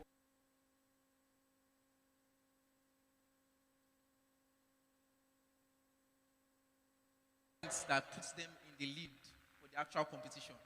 This is not the actual one. So you have 10 minutes. You are to draft a business plan that is tailored to Bruce Grove, Tottenham, London, on how you want to start a coffee business here and what you intend to do. All right, your time starts now. Yeah. Huh? The question with the rules. Oh, okay. One more time. You are to start a coffee business in Bruce Grove. Create a business plan that is tailored to this community and how you plan to operate in this community. Huh? We have judges here. Yeah, the best prompts. Yes, the prompts battle, the best prompt. Yes. Yes. Yes. Yeah, the aim is the best prompt. Who can give the best prompt? So you have 10 minutes. Let's see who can give the best prompt. Your time starts now.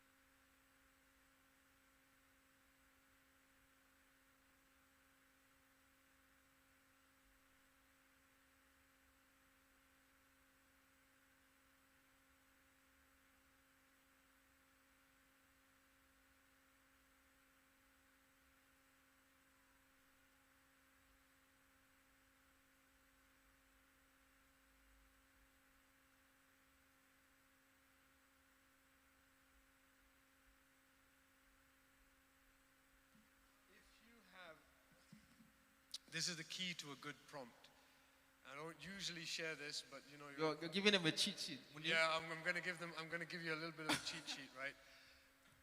Excellence in English helps your excellence in prompting. And what do I mean by that? Usually, someone can go on and on and on and on and on about what they want. But the true skill in English is to say in one paragraph what takes someone else 2 pages. So anything in your prompt that looks like you don't need it, delete it. Anything you can say in 1 sentence that's 3 sentences, rewrite it. That will help the LLM understand you much, much, much better. Okay, I think that's it. All right, thank you, Munib. You have less than 6 minutes more.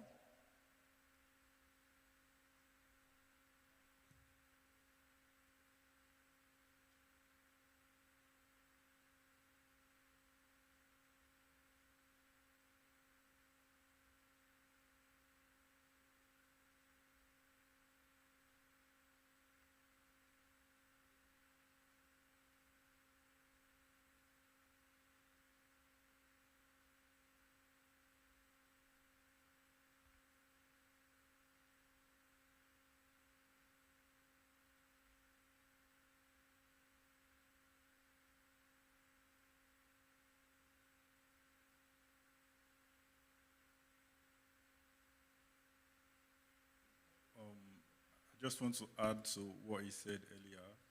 So if you guys remember the slides I shared about prompting, you can make it act a role, then give it set of rules, things it should do and it should not do. So you can include all of this in your prompt so you can get better results. So don't forget, then iterate the prompt, like, okay, see what it generates, then iterate, then give it corrections. So the prompt gets better. Tutors really like you. Your tutors like you. They're giving you era of concentration. All right, less than 4 minutes.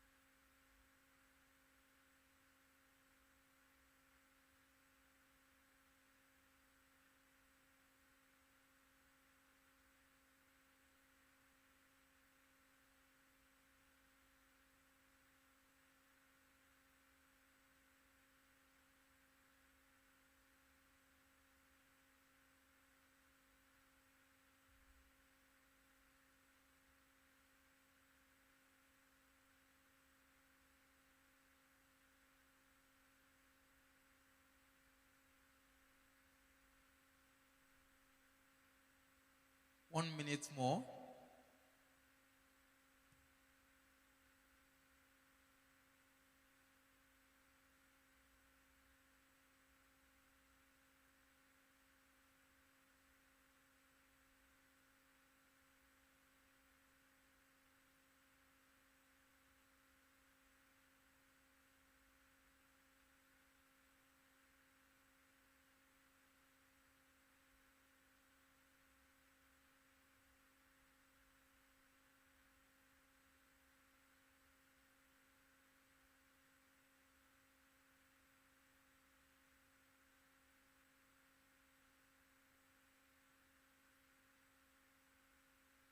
Thirty seconds.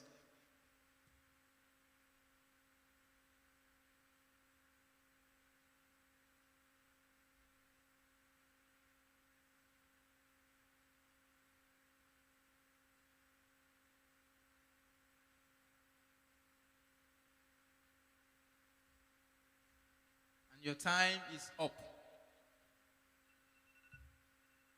I timed you. Yes, I was smart enough to time you. So you can't cheat time. You can't cheat my timer. All right.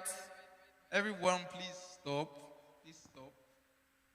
You are in an exam hall. If you cheat, anyway, I'm just joking. All right. So, how are we doing so far? What do you think about your prompt? Anybody wants to volunteer? 2 minutes more. Oh, I see.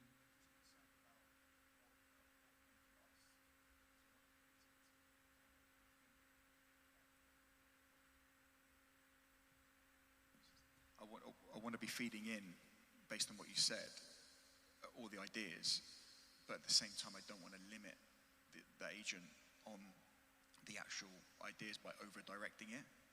So I want to equip it, but not over-direct it. It's probably pros and cons in both. So that's the challenge I was facing. Like, how much do I give it? All right. So we'll have our panel of judges now go through the laptops and see who has the best prompt. Okay. Don't be biased.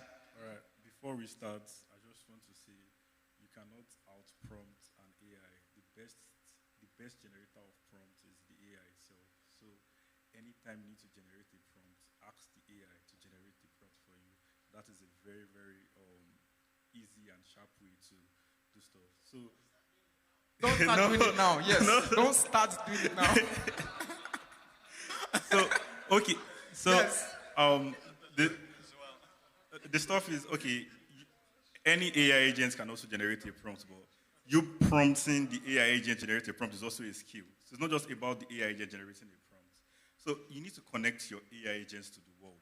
So for instance, now if a normal person just wanted to use the AI to generate a prompt, it could just ask, oh, generate a business plan for me for a coffee, this. But a smart person would ask the AI to research first. Because I told you guys, the AIs, they are trained on data, on the previous data, like data they got from, their source, maybe the cloud or anything. They are trained on the data that they are grounded on.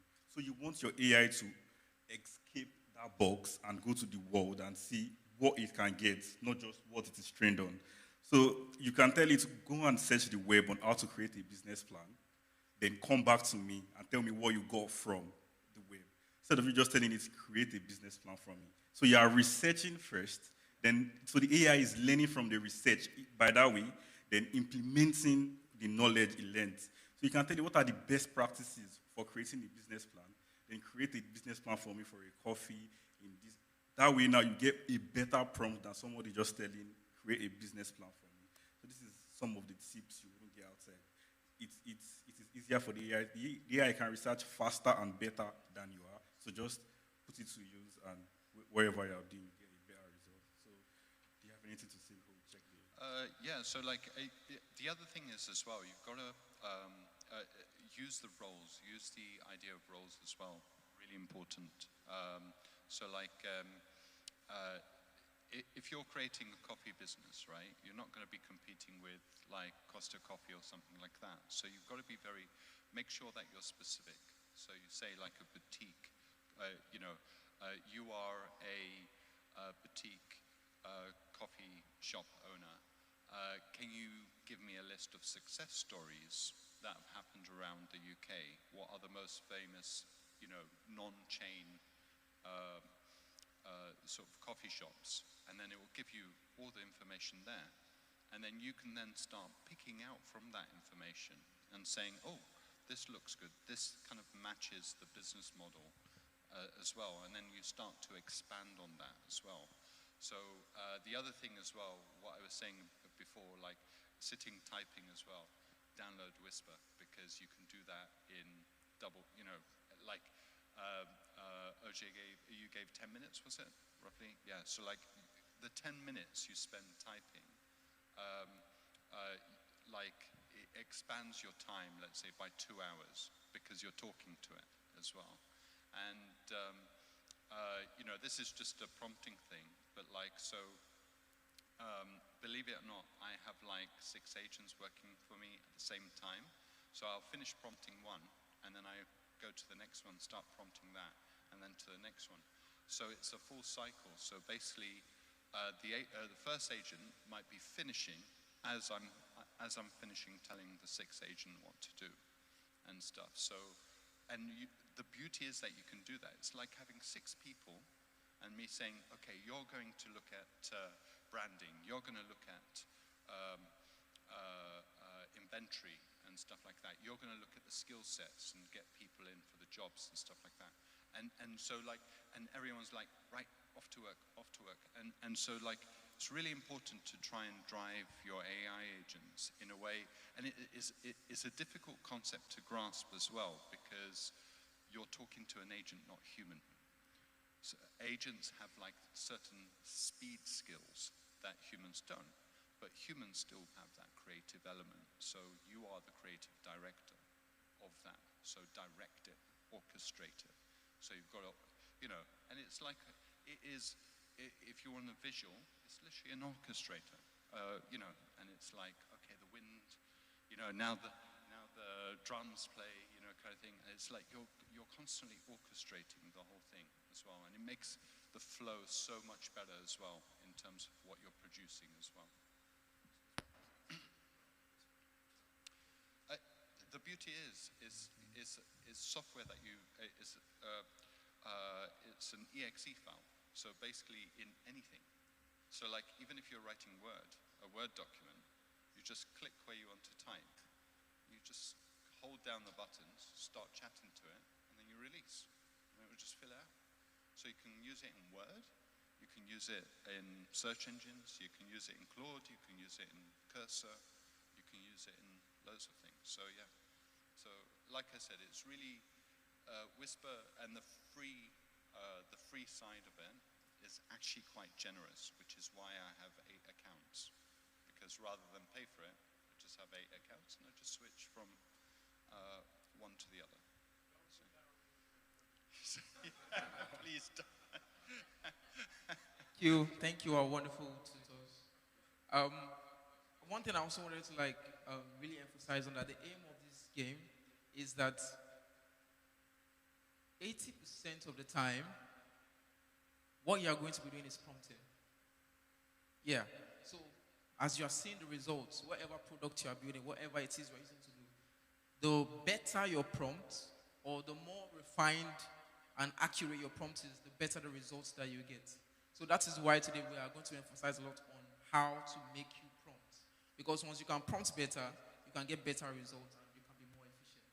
So yeah, let's begin to check. Yeah. Okay. Before you get checked, I will say one thing. When you've gone through that whole cycle, read your prompt. I know it sounds silly, but a lot of people don't read it. And then what you might find in there is something you don't want. Delete that, right? And if there might be something missing that you do want, add that in. And that will be your final prompt. Okay, good luck, everybody. I was just going to add to that. In Whisper, the beauty is that you can actually, so like you can say something to Whisper, and then you can use the AI analysis to take stuff out. So, and then you can train the AI. So basically, if there's certain things like this, like I say a lot sometimes, so I can take that out. Or I will say actually, or, trigger, these kind of like filler words as well. But also sometimes when I'm kind of like exploring an idea, I will start to trail off and stuff. So you can actually put that into Whisper and say, you know how I trail off? Can you hone it down a bit and make it more professional? And then so basically when it puts it in, it might not be exactly what you've said. It will be kind of put into a professional context as well, and better English as well. So, and the beauty is you can download it on your phone as well, use it on your phone. So. Okay. Thank you. Yeah. Thank you very much. I think he really loves Whisper. Yeah, he told me about it. So yeah, the first team, Team A, let's see your results. Is it on your phone? Just one. Just one is fine.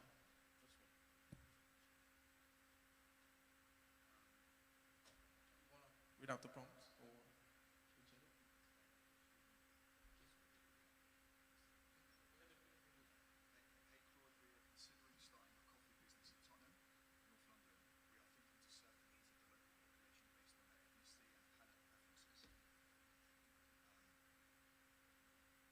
Help us prepare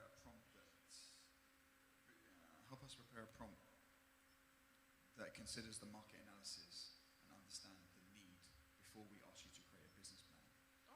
So I'm trying to get people to think about, but also don't want to give it too much information. But it might go away and do the research on Tottenham anyway. But I'm trying to get it to think about it and make sure it doesn't miss it. But that runs the risk of too much information. How did it run out? Curiosity. What was the result? Was it? I didn't press it. Oh, you haven't? Okay. Press it. Press it. Press it.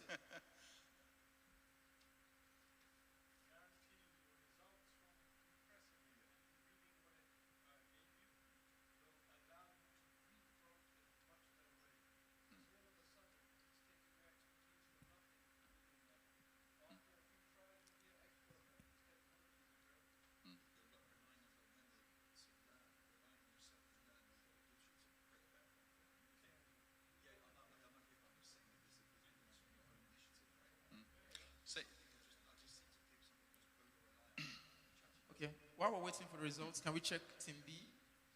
Yeah, Team B, let's see your prompt and your results. Draft a detailed business plan for a new multicultural coffee business called Coffee for All in Bruce Grove, Tottenham, London, and how to utilize social media to increase publicity. Oh, it's gone off. And sales for the business, as well as managing finance. I'll be curious to see what that pumps out, actually. That's So if there is any correction I would make to this prompt is you are asking it to build the plan out directly. You have not asked it to make your research yet. You have not asked it to, you're just telling it to build the plan. So it should most likely hallucinate because you have not given it enough context. You have not given it enough explanations or where it should go. So the response from this might not be very accurate, but you have to iterate it at least 3 or 4 more times before you can get something very good. Or it's just going to give you a very generic business plan with this kind of prompt.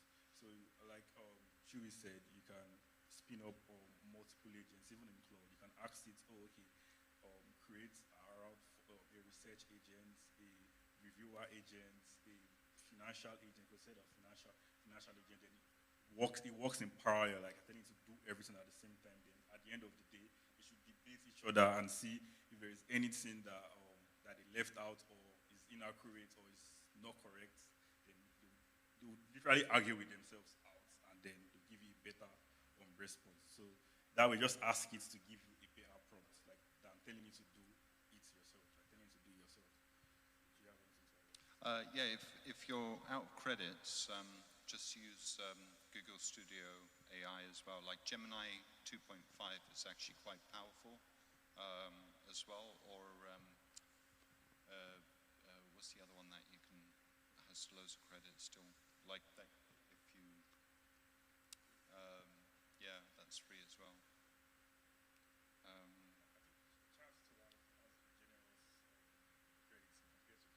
Yeah.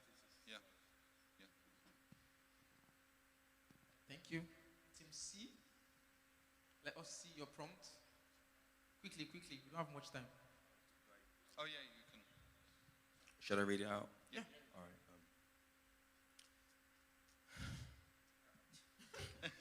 All right. Write a one-page business plan for a new community-first coffee shop in Bruce Grove, London. One that competes on relationships, not price or speed.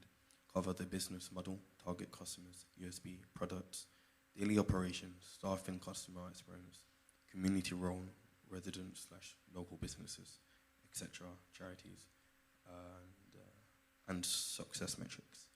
Use clear headings, type bullets, be specific and avoid generic business plan language. Are you sure that you are supposed to be here? Okay. So, like, I like the fact that you give it so much context on what it should do, but like, it could have been better if you gave it a role, like to act as a business plan writer, like act as this. Oh.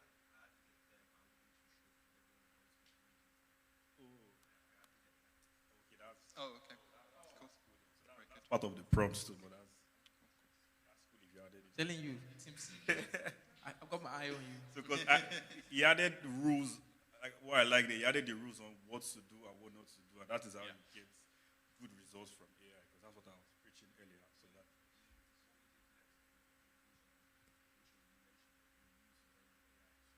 That's really good. Fantastic.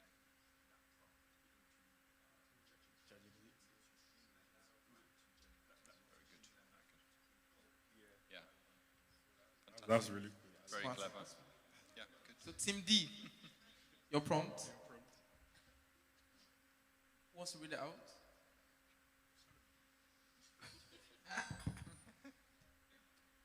Just reading it. Read it out. Act as a professional business plan consultant, market analyst, and financial advisor. Create a detailed investor-ready business plan for launching an independent coffee shop in Bruce Grove, Tottenham. That's all. I'd be curious. The thing is, sometimes, I mean, you know, like when you're prompting as well, like it's good to kind of like what these guys did, put it into the other AI because it might actually offer some other prompts that you may not have thought of or didn't have time to as well. So like if you get halfway through, you can stick it into another AI, still start working on that, and then once that's finished, you can look and say, oh, that's a really good idea. I'll add that as well. So, yeah. One-on-one? You guys use one-on-one AI? Well, technically they used one AI for the ultimate, the finalized the Claude thing. code. Yeah, yeah. Oh, well, still one.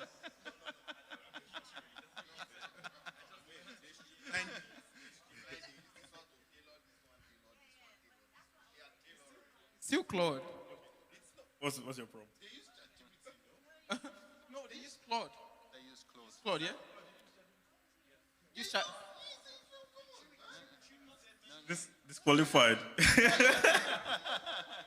No, they just used another one to kind of like get the prompt from, right? So we used Claude initially. Then, but Chewy said verbatim that he used multiple ones. Is that what you said? Chewy, help me out here. They still use one. No. That's like. No, but use ChatGPT at first because they asked me and I said no. It should be one. Yeah, I did make it clear. So, Team E, let's see your prompt. I went for a cigarette and then I came back and then I think I said what I said. So so you can blame me. I am opening a coffee shop in Bruce Grove, Tottenham, London. Limit the scope to Bruce Grove, but use research from wider area. I want you to act as my business strategist. It is important to, number one, understand this area in London. What demographic of people? What is the potential demand for coffee or other beverages in this area? Tell me about the competition.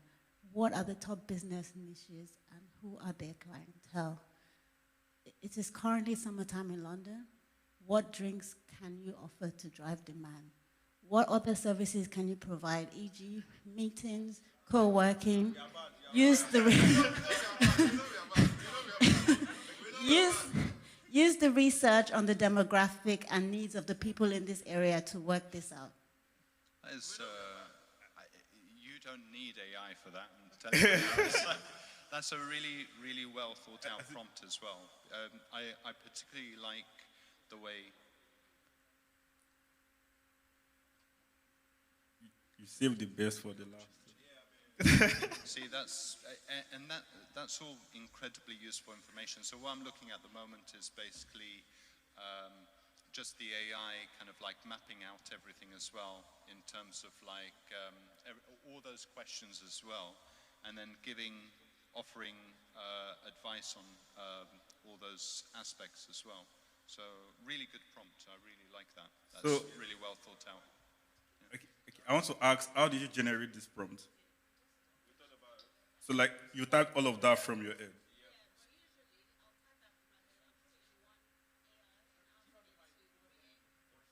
To improve my prompt, because I'm going to use it in Claude, I'm going to ask Claude, give me a good prompt to use in Claude. And then it will kind of structure it better. And I'll use it on multiple AI tools to see which one gives me the best result. So, what I like about... She didn't use it. They didn't use it. They didn't use it.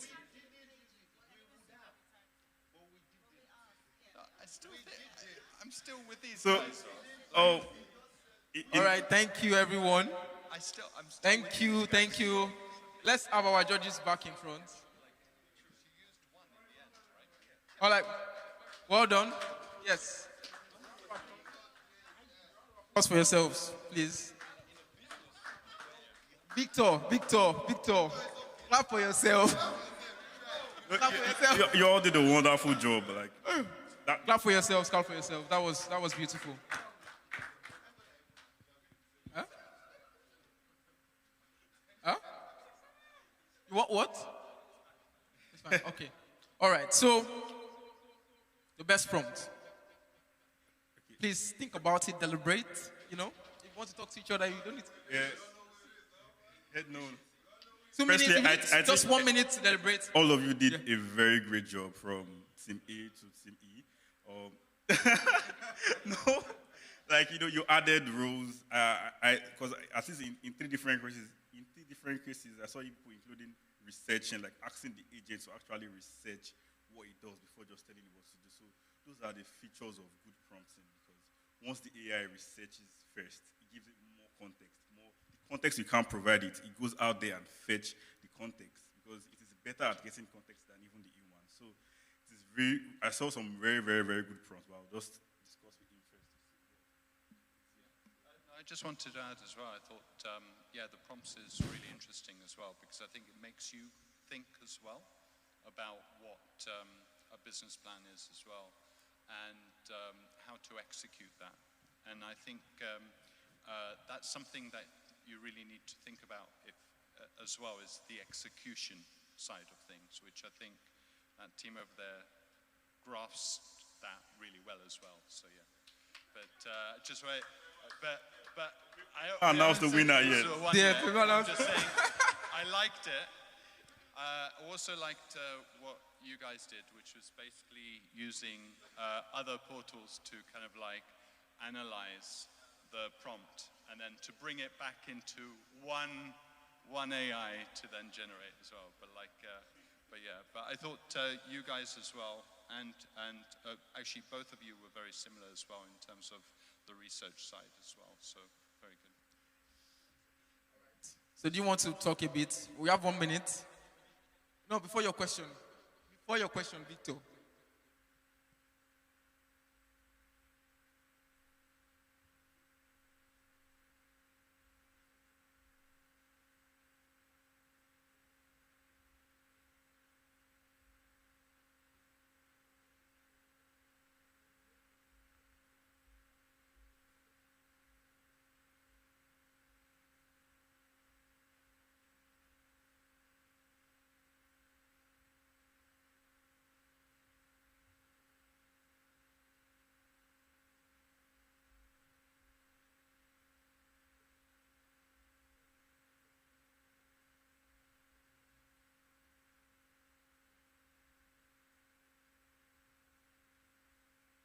Right, judges, do we have an answer?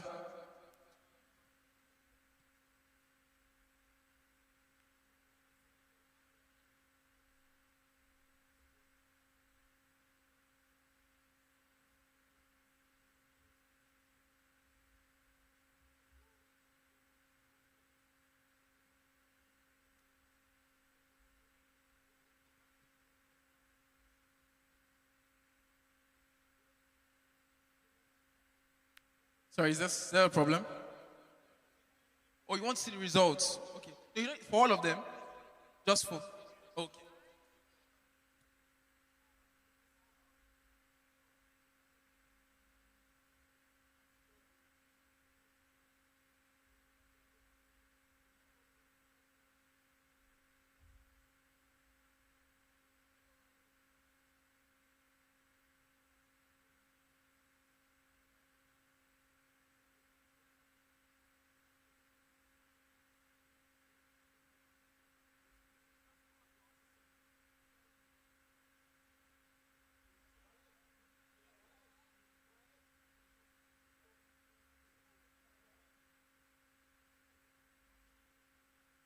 All right, sorry, judges, we don't have time. You have less than 30 seconds.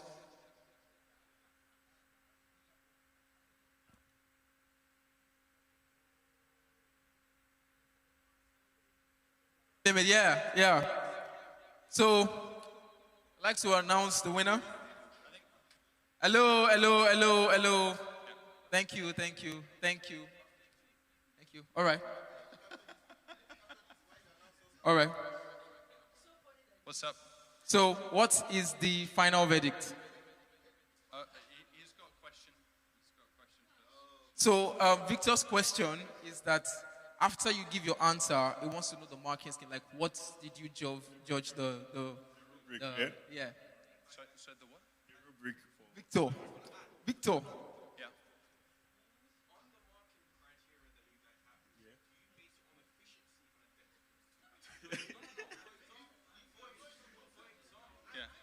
Victor, let the judges talk.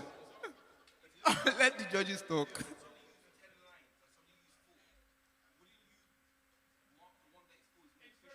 No, it's again. It's what. See your question is going to start a whole conversation. No. So let's hear the verdict. So if you're able to explain something in like 3 sentences instead of like 10, that's just just good use of the prompt as well. So it doesn't matter how long it is; it's just how good that prompt is as well. So but yeah. All right.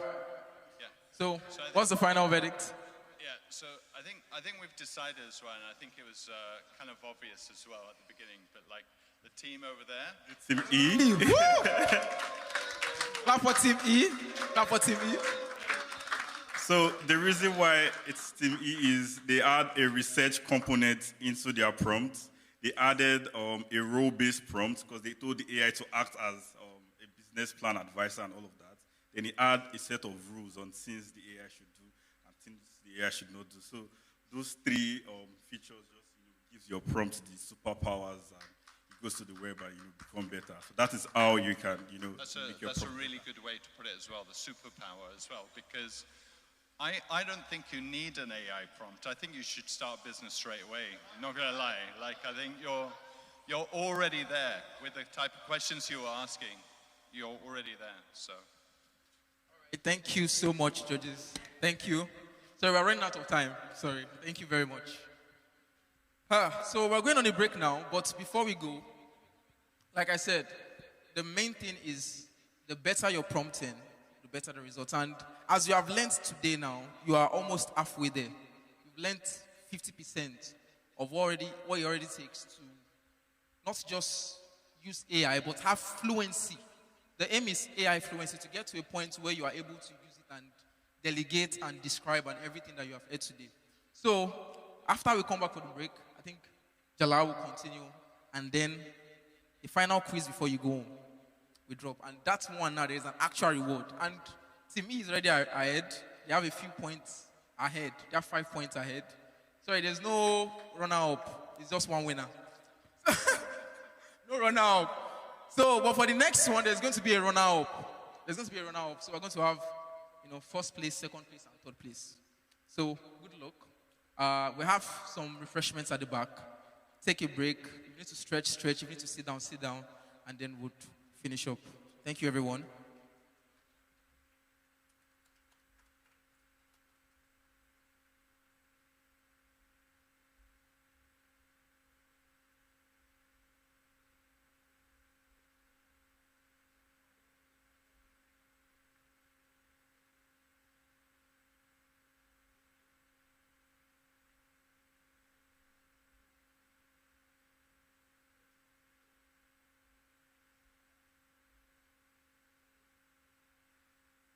One more thing, don't split too much. You are still going to be in the same team for the next 3 days.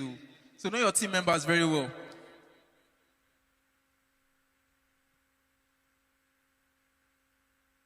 Yes, guys, you can help yourself. Just take water, a pack. Help yourself.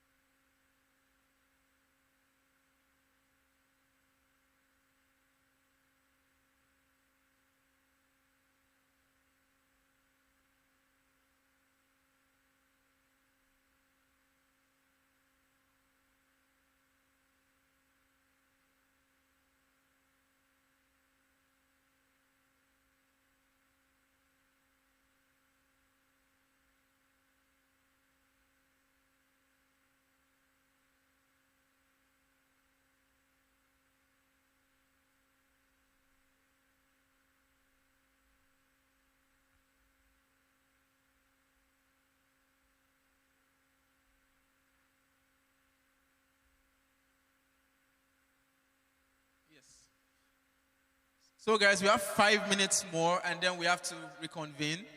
And also, if you are just joining us, please just stay around. We're going to add you to our list of teams because everybody's in a team and you're supposed to work together and deliberate together. So 5 minutes more, please. Thank you.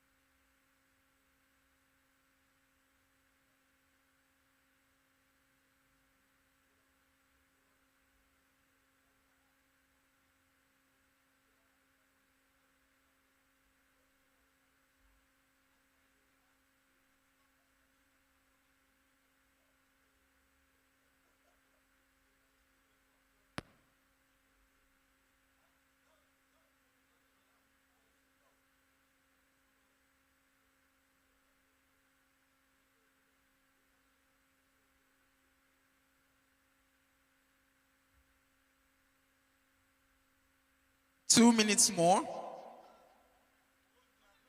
2 minutes more.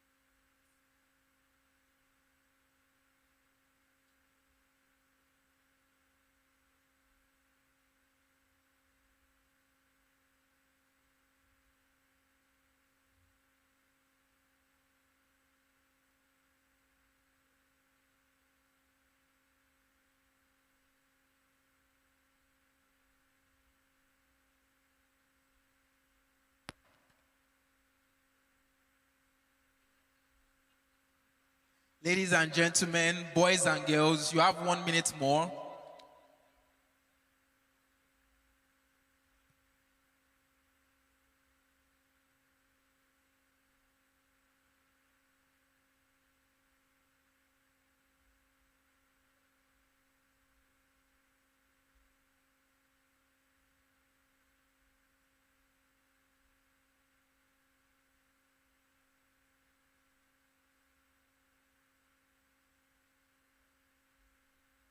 You're not lost. Come in, come sit.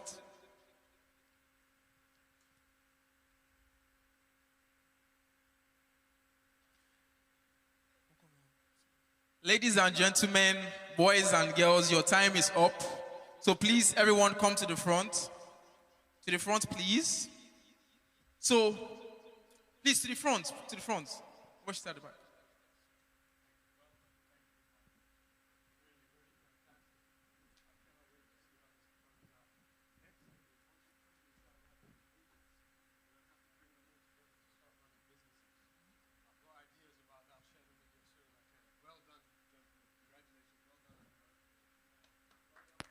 Please, to the front, to the front. If I start mentioning names now, if I call your name,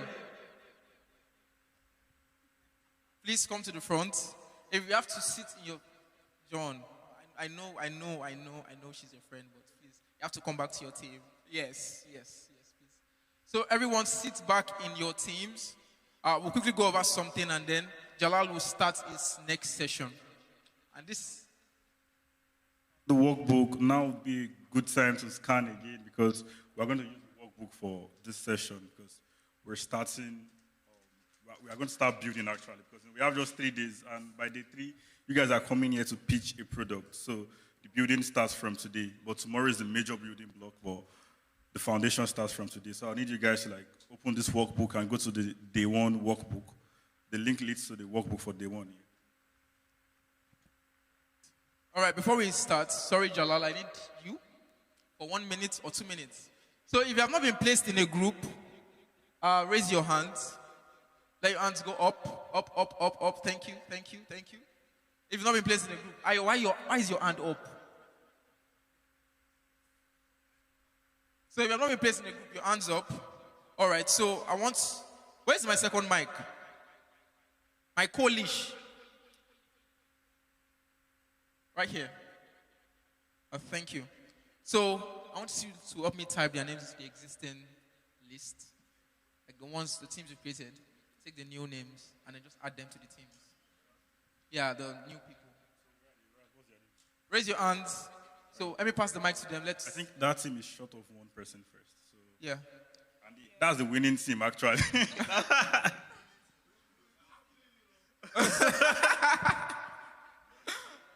All right, first person, Samuel.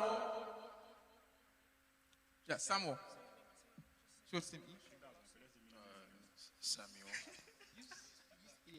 Samuel, SD. Samuel, SD. All right, Samuel, right? Samuel, SD. Samuel, SD.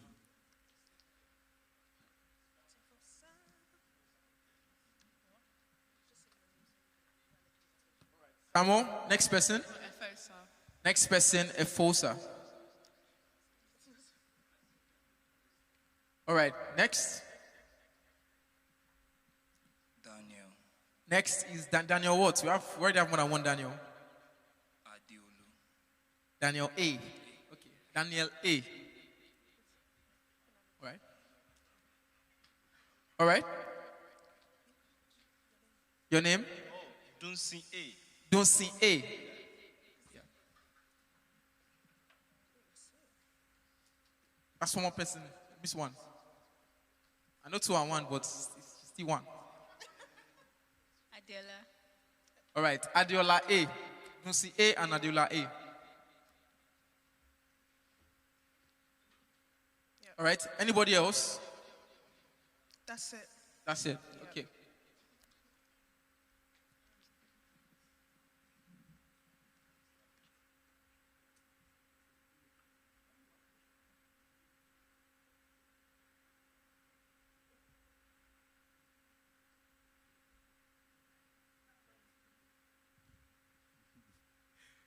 Ladies and gentlemen, Claude is thinking.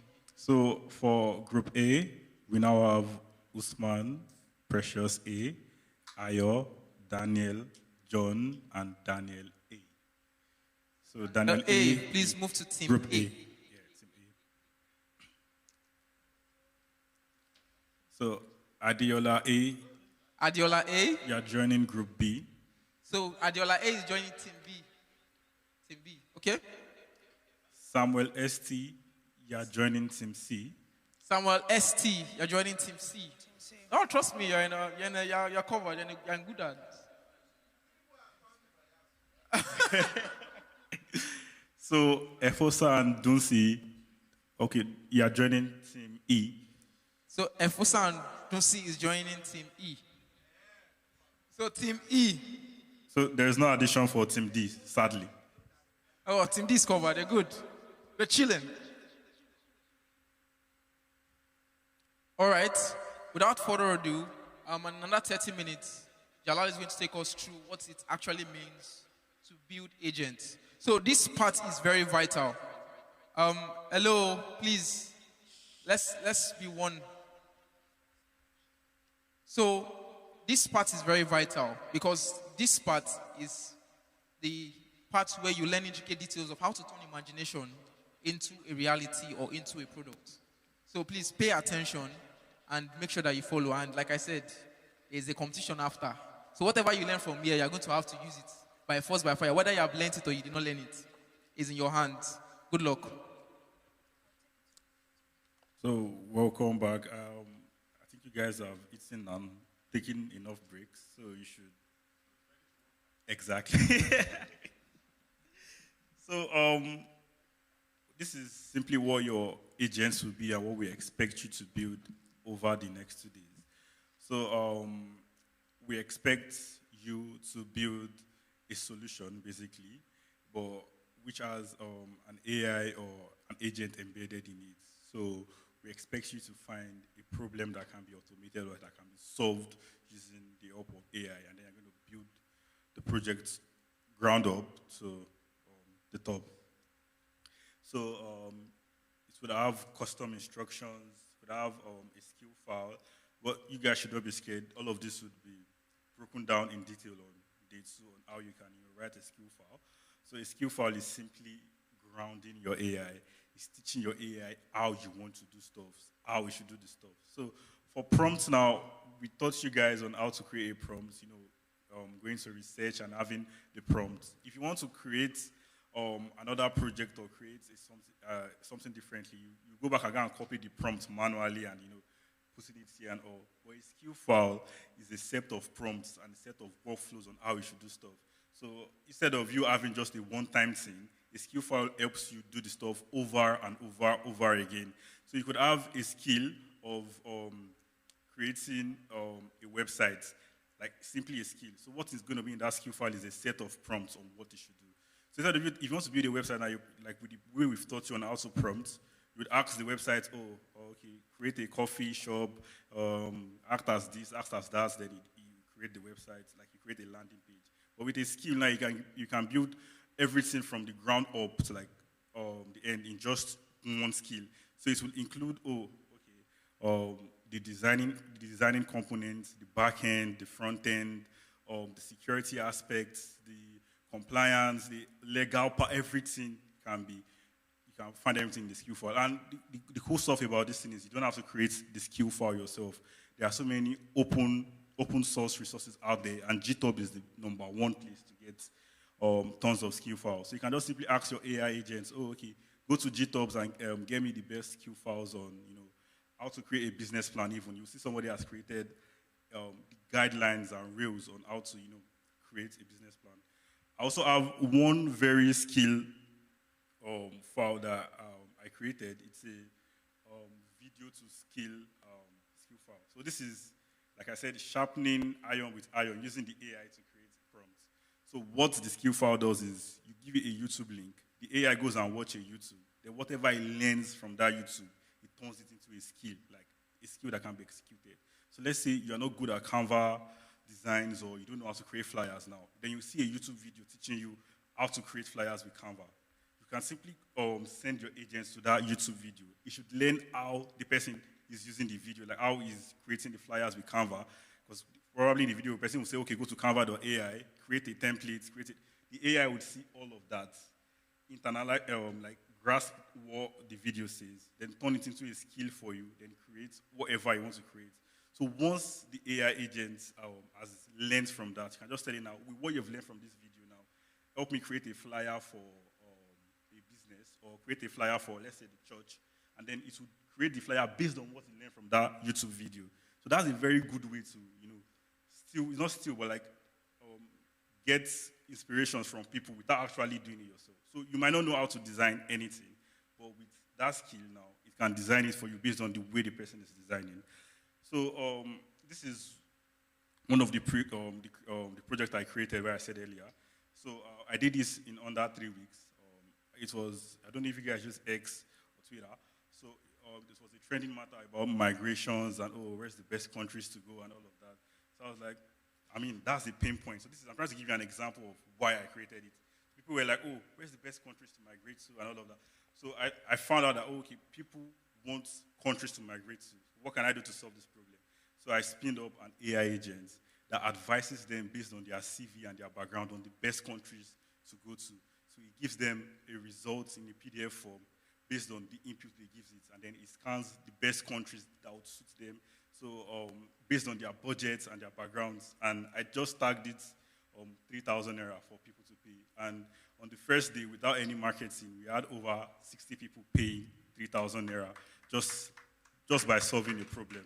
So that is an example of products that I would expect you guys to come up with by day 3 and go on to develop this into a business and make revenue from it. So a brief of what you build.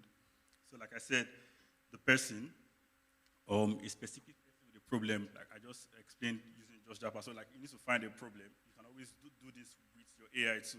We've taught you guys how to prompt. So you need to find, you can ask the AIs to find, problems that can be solved, or if you have experienced it yourself, because there are multiple ways into creating an idea or a business. This is one thing I learned in school.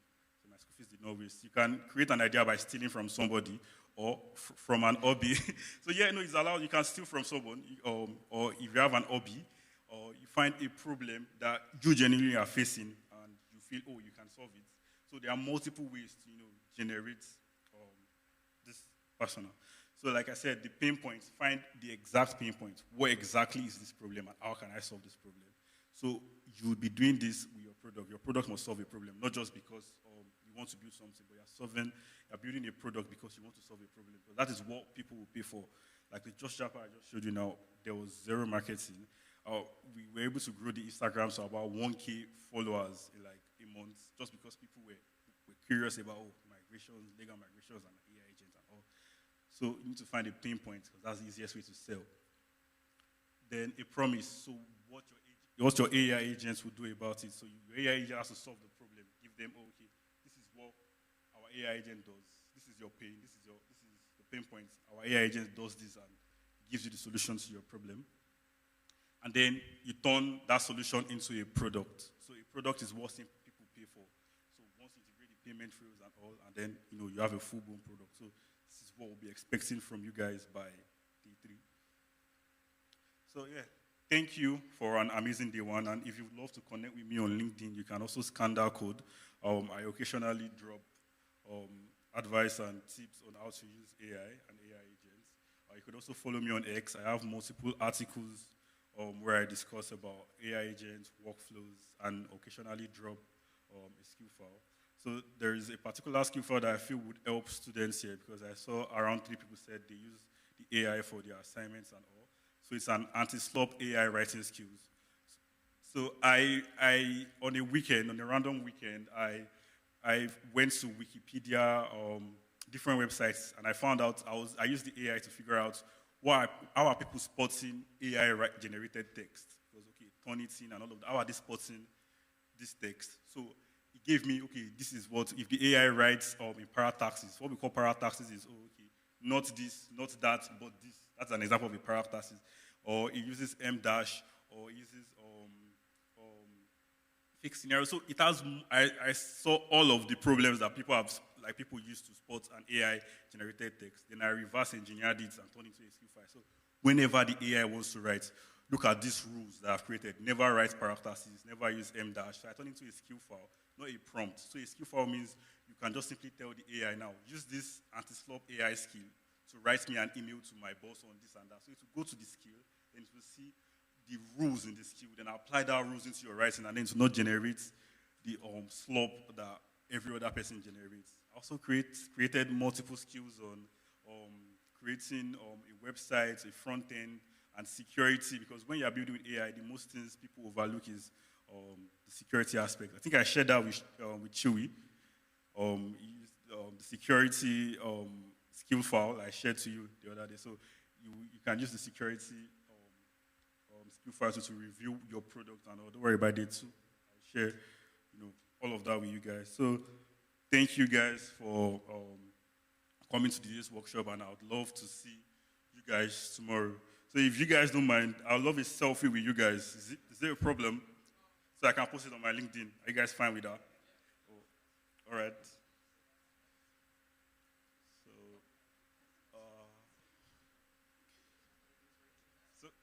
All right, guys. Cheese.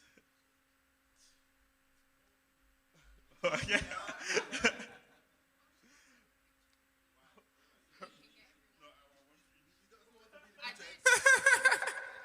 All All right, it's fine. Thank you very much. Thank you, guys. Thank you so much.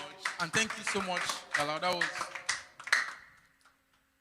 I hope I'll be seeing you tomorrow, Sha. Anyways, so now to the nitty-gritty, the competition, the actual thing. So, the number one thing I want to do is look at the screen at the back. Everybody should look back.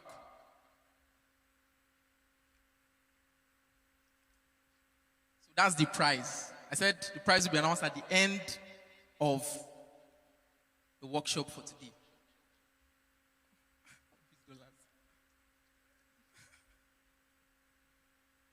So number one is the winners of this competition have $150 in prize rewards.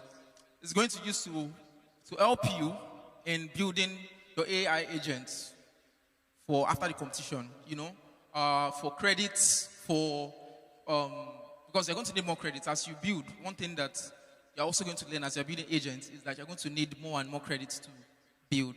And then the London Transport Museum are having an exhibition, an AI exhibition, where they explain how you can use voice activation to actually experience immersive technology.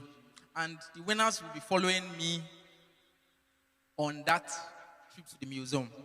So those are the rewards. For these 3 days, as I said, the main thing is getting the basics, which you are beginning to understand. And then you build the product. And as I said, or as even Jalal has reiterated, it's important for you to understand that if you build a product, out of that product, you can build a business. And we want to take you through this stage and also still encourage you after to know that it's not just about building, because most people build and they don't know what to do with it. Or some people just build for their own convenience, like Chewy. But there is more to it. Behind every product is a business. So after, as I've also said, the other bonus is we're not just stopping here, but after the 3 days, for those that are serious, for the winners, for example, there's going to be a follow-up on how you don't just build this product and then leave it, but how you can turn it into a business. So bear in mind, as you build, that's what you need to do. So if you have not, the number one thing, as I said, scan the QR codes on your table. This helps you to even deliberate after. Everything that you have learned today, you get to talk, you get to discuss on how you will build for tomorrow, how you would probably package yourselves for tomorrow.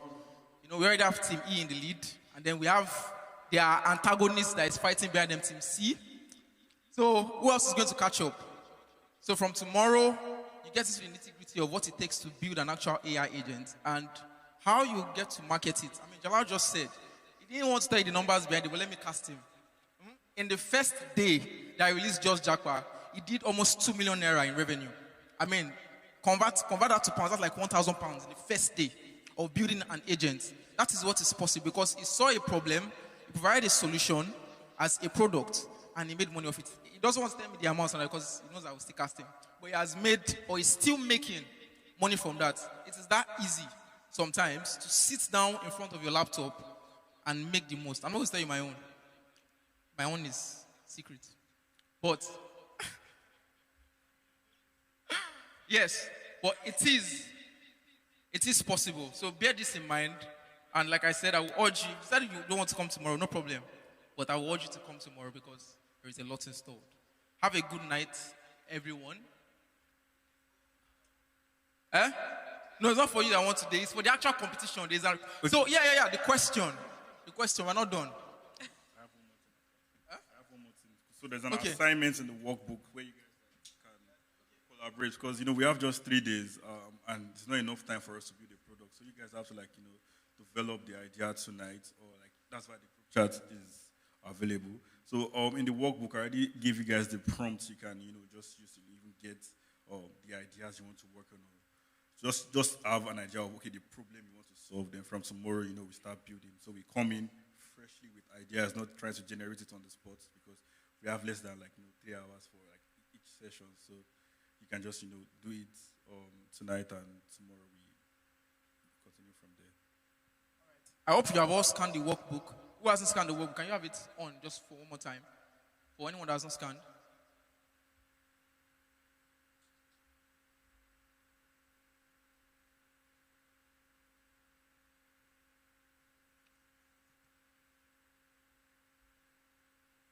Who will give you the problem? You will come with the solution. Yes, you're not coming with the problem. I will give you the problem that you solve.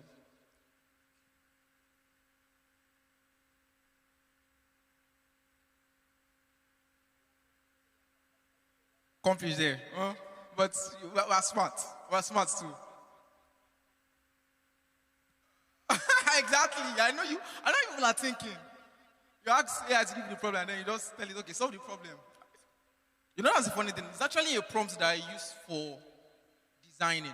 Like, I do graphics design too easily with AI. And sometimes, after he has given me the product, I just say, okay, review this flyer. What mistakes have you made? And how can you improve on it? And it does it by itself. So, that's one thing I learned. I need you to also understand. It's also about discernment. As you are using it, you need to understand that you are working with a tool and see it as a tool. And continually build on the responses that you get. Because the better you prompt, the better you refine it, the better the results that you get. So, scan the workbook. And the question now. I think I wrote it down, but I've forgotten.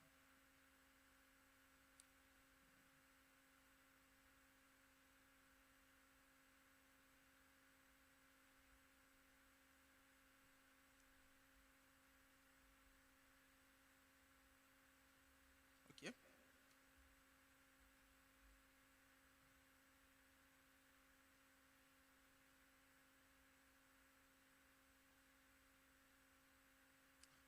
All right. Are you guys? Are you ready for me? Okay.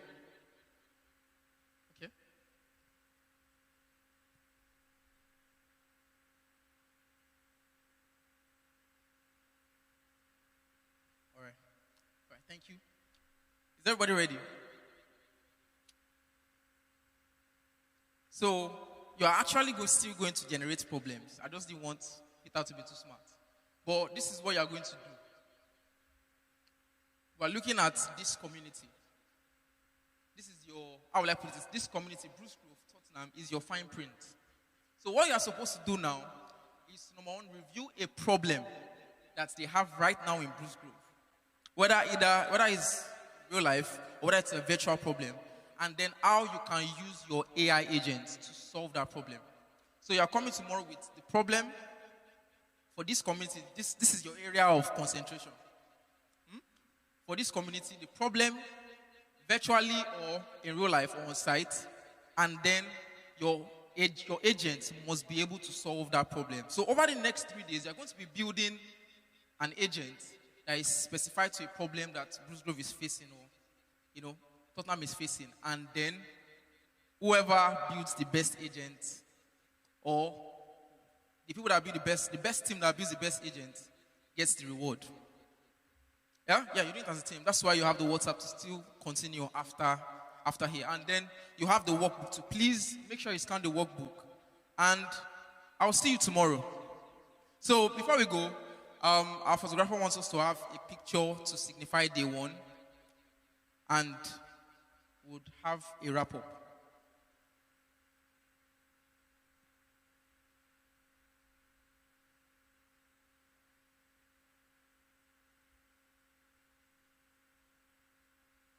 Okay, I have a question. Okay.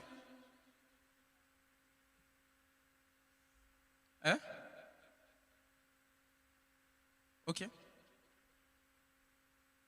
For the people. Yeah, that's why I said community. I use community. For this community, yes. Okay, my facilitator says it should not be limited to the community, that it can be for the government. Okay. Yeah, okay. But like I said, it must be tailored to this community. So just bear that in mind. So even if it's just you want to help the government solve a problem that they're not solving by themselves, we're alive with Jesus Christ. Anyways, so that is it. And like I said, for the next 3 days, day 3 is going to be you pitching to the panel of judges, and you're going to review your agent. And like I said, whoever wins, you join me. So, my photographer, are you ready? One more thing, like it's preferred if you come with a paid AI, because you're going to be doing a lot of heavy duty tomorrow. So you run into limits with a free account easily. So, but since you are working in a group, so one person having a paid account is very good. And most subscriptions varies from like $20 to like, and that's enough. With $20, it pays for itself with whatever you're going to do with the AI. Because right now it's very, very discounted. A time will come where the subscription will cost way more. So right now the $20 is still a steal. So you can, subscribe to any of the AI you use. I have a preference for Claude. I use Claude for all I do. And I wouldn't have a free, because they gave me a premium account for free for 6 months. So I have a soft spot for Claude. So it's be better if you use Claude. But if you have any other agents you currently subscribe on, or any AI you're currently subscribed on, no problem. But if you haven't at all, it's good to start with Claude. It's a very good tool. I'm not paid. It's not a paid promo. You use $20 to make £12,000. Okay. I see. That's a very nice ROI. That's a very nice ROI. I like that. You even use free. Wow. I'm playing with my life. Huh? All right. So, yeah, the photograph. Oh, let us come to stage. Okay. First off, can we give a round of applause to our host and our facilitator? Thank you very much.